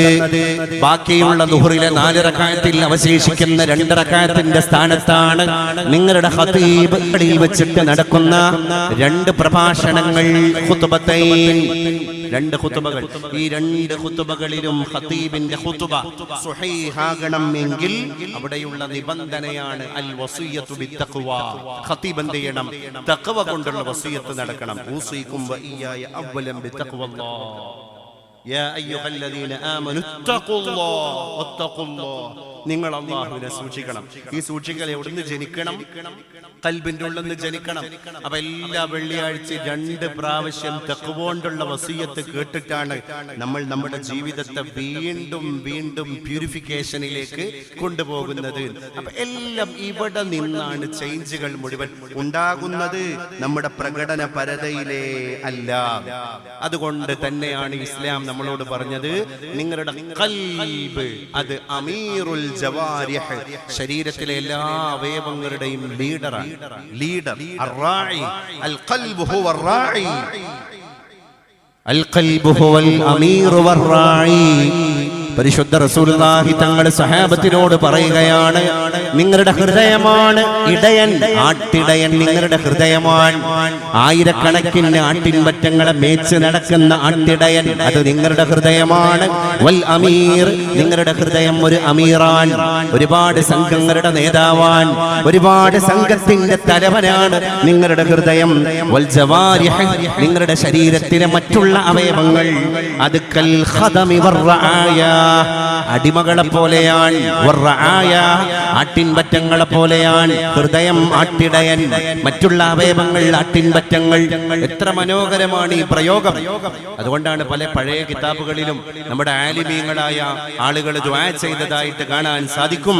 അല്ലാഹുമ്മ അസ്ലിഹിർ റാഇ വർ-റഇയ, പടച്ചോനെ എന്റെ ആട്ടിടയനെയും നീ നന്നാക്കണമേ, എന്റെ ആട്ടിൻപറ്റങ്ങളെയും നീ നന്നാക്കണമേ. അന്നത്തെ ആളുകൾക്കത് അവർ ദുആ ചെയ്തപ്പോഴേ തിരിഞ്ഞു, ഏതാണ് ഈ റായി, ഏതാണ് ഈ റഇയ്യ, ഏതാണ് ഈ ലീഡർ, ഏതാണ് ഈ സർവന്റ്. അത് തിരിഞ്ഞു. എങ്ങനെയാണ്? അല്ലാഹുവേ എന്റെ ആട്ടിടയൻ എന്റെ ഹൃദയമാണ്, എന്റെ ആട്ടിൻപറ്റങ്ങൾ എന്റെ ശരീരത്തിലെ മറ്റവയവങ്ങളാണ്. അതിന് ഒരു കൃത്യമായ തെളിവുണ്ട്. പരിശുദ്ധ റസൂലുള്ളാഹി തങ്ങൾ ഇന്നത്തെ പള്ളിയിലേക്ക് ഒരു മധ്യാഹ്ന നേരം കയറി വരുമ്പോ ഒരാൾ നല്ല നിസ്കാരത്തിലാണ്. ആ നിസ്കാരത്തിന്റെ ഇടയിൽ ഇയാൾ അശ്രദ്ധമായിട്ട് അയാളുടെ താടി രോമങ്ങളിൽ ഇങ്ങനെ പിടിച്ച് കളിക്കാൻ. ആള് നിസ്കാരത്തിലാണ്, നിസ്കാരത്തിലാണ്. പക്ഷേ അയാൾ ആ നിസ്കാരത്തിന്റെ ഇടയിൽ നിസ്കാരം നിർവഹിക്കുന്നുണ്ട്, ഓതുന്നുണ്ട്, ആക്ടിവിറ്റീസും മൂവ്മെന്റ് ഒക്കെ നടക്കുന്നുണ്ട്. പക്ഷെ അതിന്റെ ഇടയിൽ ഇയാളെ കൈയേറ്റ് ഇങ്ങനെ താടിമേൽ കളിക്കുകയാണ്. മദീനത്തെ പള്ളിയുടെ 4 കെട്ടിന്റെ അകത്തേക്ക് കയറി വന്ന പരിശുദ്ധ റസൂൽ സല്ലല്ലാഹു അലൈഹി വസല്ലം തങ്ങൾ കാണുകയാണ്, മുസല്ലിയൻ, ഒരു നിസ്കാരക്കാരനെ കാണുകയാണ്. യഅബസു ബിലിഹയതിഹി, അയാളെ താടി രോമത്തിൽ ഇങ്ങനെ പിടിച്ചിട്ട് നിസ്കാരത്തിന്റെ ഇടയിൽ അശ്രദ്ധമായിട്ട് കളിക്കുകയാണ്. ഫഖാല, അപ്പോൾ നബി തങ്ങൾ അയാളെ ചൂണ്ടിയിട്ട് ബാക്കിയുള്ള സഹാബത്തിനോട് പറഞ്ഞു കൊടുക്കുകയാണ്, അമാ ഹാദാ, ഈ നിസ്കരിക്കുന്ന മനുഷ്യൻ ലൗ ഖശഅ ഖൽബുഹു, അയാളുടെ ശരീരങ്ങളുടെ നേതാവാകുന്ന, അയാളുടെ ശരീരത്തിന്റെ അവയവങ്ങളുടെ ഇടയനാകുന്ന, അയാളുടെ ശരീര അവയവങ്ങളുടെ ലീഡറാകുന്ന, അമീറാകുന്ന അയാളുടെ ഹൃദയമെങ്ങാനും അല്ലാഹുവിനെ ഭയപ്പെട്ടിരുന്നു എങ്കിൽ ലഖശഅത് ജവാരിഹുഹു, അയാളുടെ മറ്റു ശരീര അവയവങ്ങളും പരിശുദ്ധ റബ്ബിനെ പേടിച്ചേനെ. അയാളുടെ നേതാവാകുന്ന ഹൃദയം റബ്ബിനെ പേടിക്കാത്തത് കൊണ്ടാണ് ഈ ശരീരത്തിലെ അവയവങ്ങളും കളിക്കാൻ തുടങ്ങിയത്. എന്തൊരു വലിയ പ്രയോഗമാണ്. അയാളെ ഖൽബെങ്ങാനും അല്ലാഹുവിനെ പേടിച്ചിരുന്നുവെങ്കിൽ ബാക്കി ശരീര അവയവങ്ങളൊക്കെ റബ്ബിനെ പേടിച്ചേനെ. അപ്പം നിസ്കരിക്കുന്ന മഹാന്മാരുടെ ഭയഭക്തി, അവരുടെ ജീവിതത്തെ മറ്റുള്ളവരിലേക്ക് ചേർത്തി വെക്കുന്നത് ഒക്കെ അങ്ങനെയായിരുന്നു. അപ്പൊ ഹൃദയ രോഗം എന്ന് പറഞ്ഞാല് ഇതൊക്കെ തന്നെയാണ്. നമ്മൾ ചൊക്കളി അങ്ങാടിയിൽ നാളെ ഫാസ്റ്റിങ്ങിൽ പോയിട്ട് വെറും വയറ്റിൽ ഇന്ന് രാത്രി ഭക്ഷണം കഴിച്ച് 8 മണിക്കൂർ കഴിഞ്ഞിട്ട് നാളത്തെ കട്ടൻ ചായ പോലും കുടിക്കാതെ അവ്വലു സുബൈക്ക് നമ്മൾ ലബോറട്ടറിയിൽ ലാബ് ടെക്നീഷ്യന്റെ ലെൻസിന്റെ മുകളിൽ ഒരു തുള്ളി ബ്ലഡ് കൊടുത്തിട്ട് നമ്മൾ അവരോട് പറയാണ്, എന്റെ കൊളസ്ട്രോൾ എത്രയാ, എന്റെ HDL, എന്റെ LDL, എന്റെ ഷുഗർ എത്രയാ, എന്റെ പ്രഷർ എങ്ങനെയാ, എന്റെ യൂറിക് ആസിഡ് എങ്ങനെയാണ്, എന്റെ ക്രിയാറ്റിന്റെ അളവ് എങ്ങനെയാണ്, ഇതിന്റെ എല്ലാം റിസൾട്ട് 1 മണിക്കൂർ കൊണ്ട് ഡയഗ്നോസ് ചെയ്തിട്ട് നമ്മളെ മേശപ്പുറത്ത് വെച്ച് തരിക. എല്ലാം കിട്ടി. പക്ഷേ ഈ സാധനത്തിന്റെ ഉള്ളിലുള്ള രോഗങ്ങൾ നിർണയിക്കാൻ ഇന്നൊരു ലബോറട്ടറി ഇവിടെ ഇല്ല. ഇവിടെ ലബോറട്ടറി ഇല്ല. ഇതിലെ രോഗങ്ങൾ നിർവഹിക്കാൻ എങ്ങനെ സാധിക്കുക? പിറ്റേ ദിവസം നമ്മൾ പോയിട്ട് വയലൊക്കെ കേട്ടിട്ട് എൻ്റെ കൽബ് സലീമാകണം, അതുകൊണ്ട് കൽബ് സലീമാകണമെങ്കിൽ എൻ്റെ അസുഖങ്ങളൊക്കെ ഒന്ന് ഐഡന്റിഫൈ ചെയ്യണം, ഡയഗ്നോസ് ചെയ്യണം. അടുത്ത ദിവസം നമ്മൾ ചൊക്ലിയിലെ സെയിം ലാബിൽ പോയിട്ട് ലാബ് ടെക്നീഷ്യനോട് പറയാണ്, കുറച്ച് ബ്ലഡ് കൊടുത്തിട്ട് എൻ്റെ കിബറിന്റെ അളവ് കിട്ടണം, എൻ്റെ ഹസദ് അസൂയന്റെ അളവ് കിട്ടണം, എൻ്റെ ഗളബ് എൻ്റെ ദേഷ്യം എങ്ങനെയാണ്, എൻ്റെ ഹിഖ്ദ് എൻ്റെ പോര്, എനിക്ക് മറ്റുള്ളവരോട് പോരടിക്കാനുള്ള സ്വഭാവം എങ്ങനെയാ, എൻ്റെ റിയാ, ഞാൻ എന്റെ അമലൊക്കെ മറ്റുള്ളവരെ കാണിക്കാൻ വേണ്ടിയിട്ട് ചെയ്യുന്ന അമലായി എന്റെ രോഗം മാറിയിട്ടുണ്ടോ, അല്ല എന്റെ രോഗം മൂർജിച്ചിട്ടുണ്ടോ? സുംഅത്ത്, എങ്ങനെയെങ്കിലും രഹസ്യത്തിൽ ചെയ്ത കാര്യം തന്നെ മറ്റുള്ളവരോട് പറഞ്ഞ് പരസ്യമാക്കിയിട്ട് അതിന്റെ കൂലി നഷ്ടപ്പെടുത്തുന്ന അസുഖം അതെനിക്കുണ്ടോ? അതേതെങ്കിലും രീതിയിൽ എന്റെ അമലുകളെ പൊളിച്ചിട്ടുണ്ടോ? ഇതിന് ഒരു ഡയഗ്നോസ്റ്റിംഗ് സിസ്റ്റം ഇല്ല. അതുകൊണ്ട് തന്നെ ഖൽബുൻ സലീം. അപ്പൊ നാളെ മഹ്ശറയിൽ രക്ഷപ്പെടുന്നോന് ഇല്ലാമൻ അത്തല്ലാഹ ബിഖൽബിൻ സലീം, നല്ല സലീമായ സ്വാഫായ ഖൽബ്. അതാണ് എല്ലാത്തിൽ നിന്നും രക്ഷപ്പെട്ട ഹൃദയത്തിന്റെ ഉടമയാണ് നാളെ സ്വർഗത്തിലേക്ക് മിന്നൽ പിണർ വേഗത്തിൽ ഓടുന്നവൻ. എന്താ ഈ രക്ഷപ്പെട്ട ഹൃദയം? ചതിയിൽ നിന്ന് രക്ഷപ്പെട്ട, വഞ്ചനയിൽ നിന്ന് രക്ഷപ്പെട്ട, ദേഷ്യത്തിൽ നിന്ന്, ഈർഷ്യത്തിൽ നിന്ന്, കൊലയിൽ നിന്ന്, കളവിൽ നിന്ന്, പകയിൽ നിന്ന്, ഇങ്ങനെയൊക്കെ രക്ഷപ്പെട്ട ആൾക്കാരാണ്. അതുകൊണ്ടാണ് അള്ളാഹു ഖുർആനിൽ ഒരു പ്രയോഗം പ്രയോഗിച്ചിട്ടുണ്ട്, അവര് ഹൃദയ രോഗികളാണ്, ഹൃദ്രോഗികൾ. ഇത് കാർഡിയാക്ക് അറസ്റ്റ് വന്നുകൊണ്ടുണ്ടായതല്ല. ഇത് ആൻജിയോഗ്രാമോ അല്ലെങ്കിൽ ആൻജിയോപ്ലാസ്റ്റിയോ ചെയ്യേണ്ട രോഗമല്ല, അത് എക്സ്റ്റേണൽ ഡിസീസാണ്. അതിനാണ് കാർഡിയോ വിദഗ്ധരെ നമ്മൾ കാണുന്നത്, അതിനാണ് ലോക്കുകൾ നിർണ്ണയിക്കുന്നത്, അതിനാണ് നമുക്ക് ഇതിൻ്റെതായിരിക്കുന്ന ആവശ്യകരമായിരിക്കുന്ന ട്രീറ്റ്മെന്റുകൾ നൽകുന്നത്. ഒരു ട്രീറ്റ്മെന്റും ഇതുവരെ നടത്തപ്പെടാത്ത ഒരുപാട് രോഗങ്ങളാണ്. പരിശുദ്ധ റസൂലുള്ളാഹിന്റെ ഭാര്യന്മാരോട് അല്ലാഹു ഖുർആനിൽ ഒരു പ്രയോഗം പ്രയോഗിക്കുന്നുണ്ട്. നിങ്ങൾ എന്ത് ചെയ്യണം? നിങ്ങളെ ഗൗരവ സ്വഭാവം നിലനിർത്തണം. ആയിഷ ബീവിയൊക്കെ അള്ളാഹിന്റെ റസൂല് വഫാത്താകുന്ന നേരത്ത് നമ്മളെ നാട്ടിലെ ഒരു പെൺകുട്ടിയുടെ കെട്ടിക്കാനുള്ള പ്രായം തുടങ്ങുന്നേ ഉള്ളൂ. ആ സമയത്ത് ആയിഷ ബീവി ഉമ്മുൽ മുഅ്മിനീനാണ്. അപ്പൊ റസൂലുള്ളാഹിന്റെ ഭാര്യന്മാരോട് അല്ലാഹു തആല പറഞ്ഞു കൊടുക്കുന്ന ഒരു നിർദ്ദേശമുണ്ട്, നിങ്ങൾ സാധാരണ പെണ്ണുങ്ങന്മാരെ പോലെയല്ല. അള്ളാഹിന്റെ ഹബീബ് നിങ്ങളെ കല്യാണം കഴിച്ചതോടുകൂടെ നിങ്ങൾ മുഅ്മിനീങ്ങളുടെ ഉമ്മയാണ്, അതുകൊണ്ട് മാതൃസ്ഥാനീയയാണ് നിങ്ങൾ. പിന്നെ പ്രൊമിത്യൂസിന്റെ നടപടികൾ ഇവിടെ ഉണ്ടാകാൻ പാടില്ല. അപ്പൊ അല്ലാഹു ഖുർആനിൽ പറയാണ്, യാ നിസാഅൻ നബി ലസ്തുന്ന കഅഹദിൻ മിനൻ നിസാ إن اتقيتن فلا تخضعن بالقول فيطمع الذي في قلبه مرض لا نساء النبي നബിയുടെ പെണ്ണുങ്ങന്മാരെ നിങ്ങൾ വേറെ പെണ്ണുങ്ങന്മാരെ പോലെയല്ല, നിങ്ങൾ സാധാരണ സ്ത്രീകളല്ല. അപ്പൊ നിങ്ങൾ അണിഞ്ഞൊരുങ്ങി പുറത്തേക്ക് പോകുമ്പോ വേറൊരു പുരുഷനായിട്ട് സംസാരിക്കുമ്പോ ആ പുരുഷൻ നിങ്ങളോട് നിങ്ങളെ ബഹുമാനങ്ങളൊന്നും നിലനിർത്താത്ത രീതിയിൽ ഇങ്ങോട്ട് മറുപടി തരികയാണെങ്കിൽ അവിടെയൊക്കെ ഒരു മതിൽക്കെട്ട് നിങ്ങൾ സ്ഥാപിക്കണം. കാരണം ഖൽബിന് മറമുള്ള അഥവാ ഹൃദയ രോഗങ്ങളുള്ള ചില ആളുകളും ഈ കൂട്ടത്തിൽ ഉണ്ടായേക്കാം. അപ്പൊ അവിടെ അള്ളാഹു പ്രയോഗിച്ചത് ഹൃദ്രോഗി എന്നാണ്, ഹൃദയരോഗമുള്ളവൻ എന്നൊരു പ്രയോഗമാണ് അള്ളാഹു പ്രയോഗിച്ചത്. അപ്പൊ ഇന്ന് നമ്മുടെ കൽബൊക്കെ എപ്പോഴും മാറാനുള്ള ഒരു സാഹചര്യത്തിലാണ് പുതിയ തലമുറയൊക്കെ ജീവിച്ചുകൊണ്ടിരിക്കുന്നത്. 1400 സംവത്സരങ്ങൾക്ക് മുമ്പ് പരിശുദ്ധ റസൂൽ ഒറ്റക്ക് നിസ്കരിക്കുന്ന എല്ലാ നിസ്കാരത്തിന്റെയും അത്തഹിയാത്തിൽ വമിൻ ഫിത്നത്തിൽ മഹ്യാ വൽ മമാതി വമിൻ ഫിത്നത്തിൽ മസീഹിദ് ദജ്ജാൽ എന്ന് പറഞ്ഞ ഉടനെ തന്നെ സലാം വിട്ടുന്നതിന്റെ മുമ്പ് അല്ലാഹുവിന്റെ റസൂൽ നടത്തിയ ഒരു ദുആ ഉണ്ട്. അതിങ്ങനെയാണ്: അല്ലാഹുമ്മ യാ മുഖല്ലിബൽ ഖുലൂബ് സബ്ബിത് ഖുലൂബനാ അലാ ദീനിക യാ റബ്ബൽ ആലമീൻ. അല്ലാഹുമ്മ യാ മുഖല്ലിബൽ ഖുലൂബ്, മനുഷ്യ ഹൃദയങ്ങളെ സാഹചര്യങ്ങൾക്ക് അനുസൃതമായി മാറ്റിമറിക്കുന്ന തമ്പുരാനെ, സബ്ബിത് ഖുലൂബനാ, ഇങ്ങനെ എപ്പോഴും മറിഞ്ഞു പോവാൻ സാധ്യതയുള്ള ഞങ്ങളെ കൽബുകളെ സബ്ബിത്, നീ സ്ഥിരപ്പെടുത്തണേ അല്ലാഹ്, അലാ ദീനിക യാ റബ്ബൽ ആലമീൻ. എവിടെ പോയാലും നിന്റെ ദീനിന്റെ മേൽ ഞങ്ങളുടെ കൽബിനെ നീ സ്ഥിരപ്പെടുത്തണേ തമ്പുരാനെ. ഒറ്റക്ക് അണിഞ്ഞൊരുങ്ങി പോയിരിക്കുകയാണ്.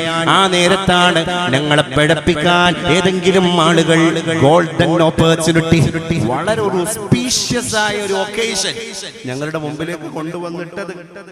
ഉദാഹരണമായിട്ട് ആരും കാണാനുള്ള സാധ്യത അവിടെ ഇല്ല.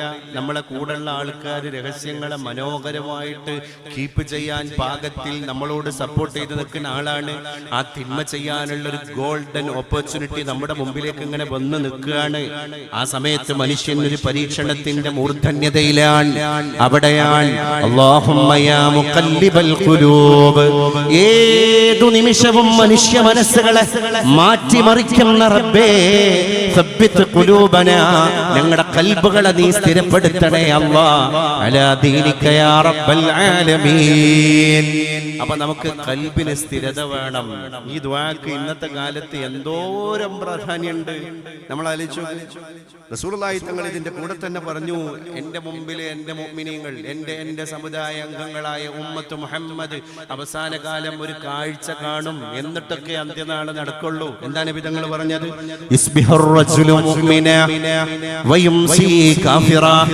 ഒരാള് വീട്ടിൽ നിന്ന് ഇറങ്ങുമ്പോ, പ്രഭാത നേരത്തെ ഇറങ്ങുമ്പോ അയാള് മുഅ്മിനായിട്ടാണ് ഇറങ്ങുന്നത്. വൈകുന്നേരം വീട്ടിലേക്ക് കയറുമ്പോ കാഫിറായിട്ടായിരിക്കും വീട്ടിലേക്ക് കയറുക. കാരണം സാഹചര്യം അയാളെ മാറ്റി, അയാളെ ഇഅ്തിഖാദ് പോയി, അയാൾ ദീനിൽ നിന്ന് വ്യതിചലിച്ചു. കാരണം അതിനുള്ള സാഹചര്യങ്ങളൊക്കെ ഇന്ന് സുലഭമാണ്.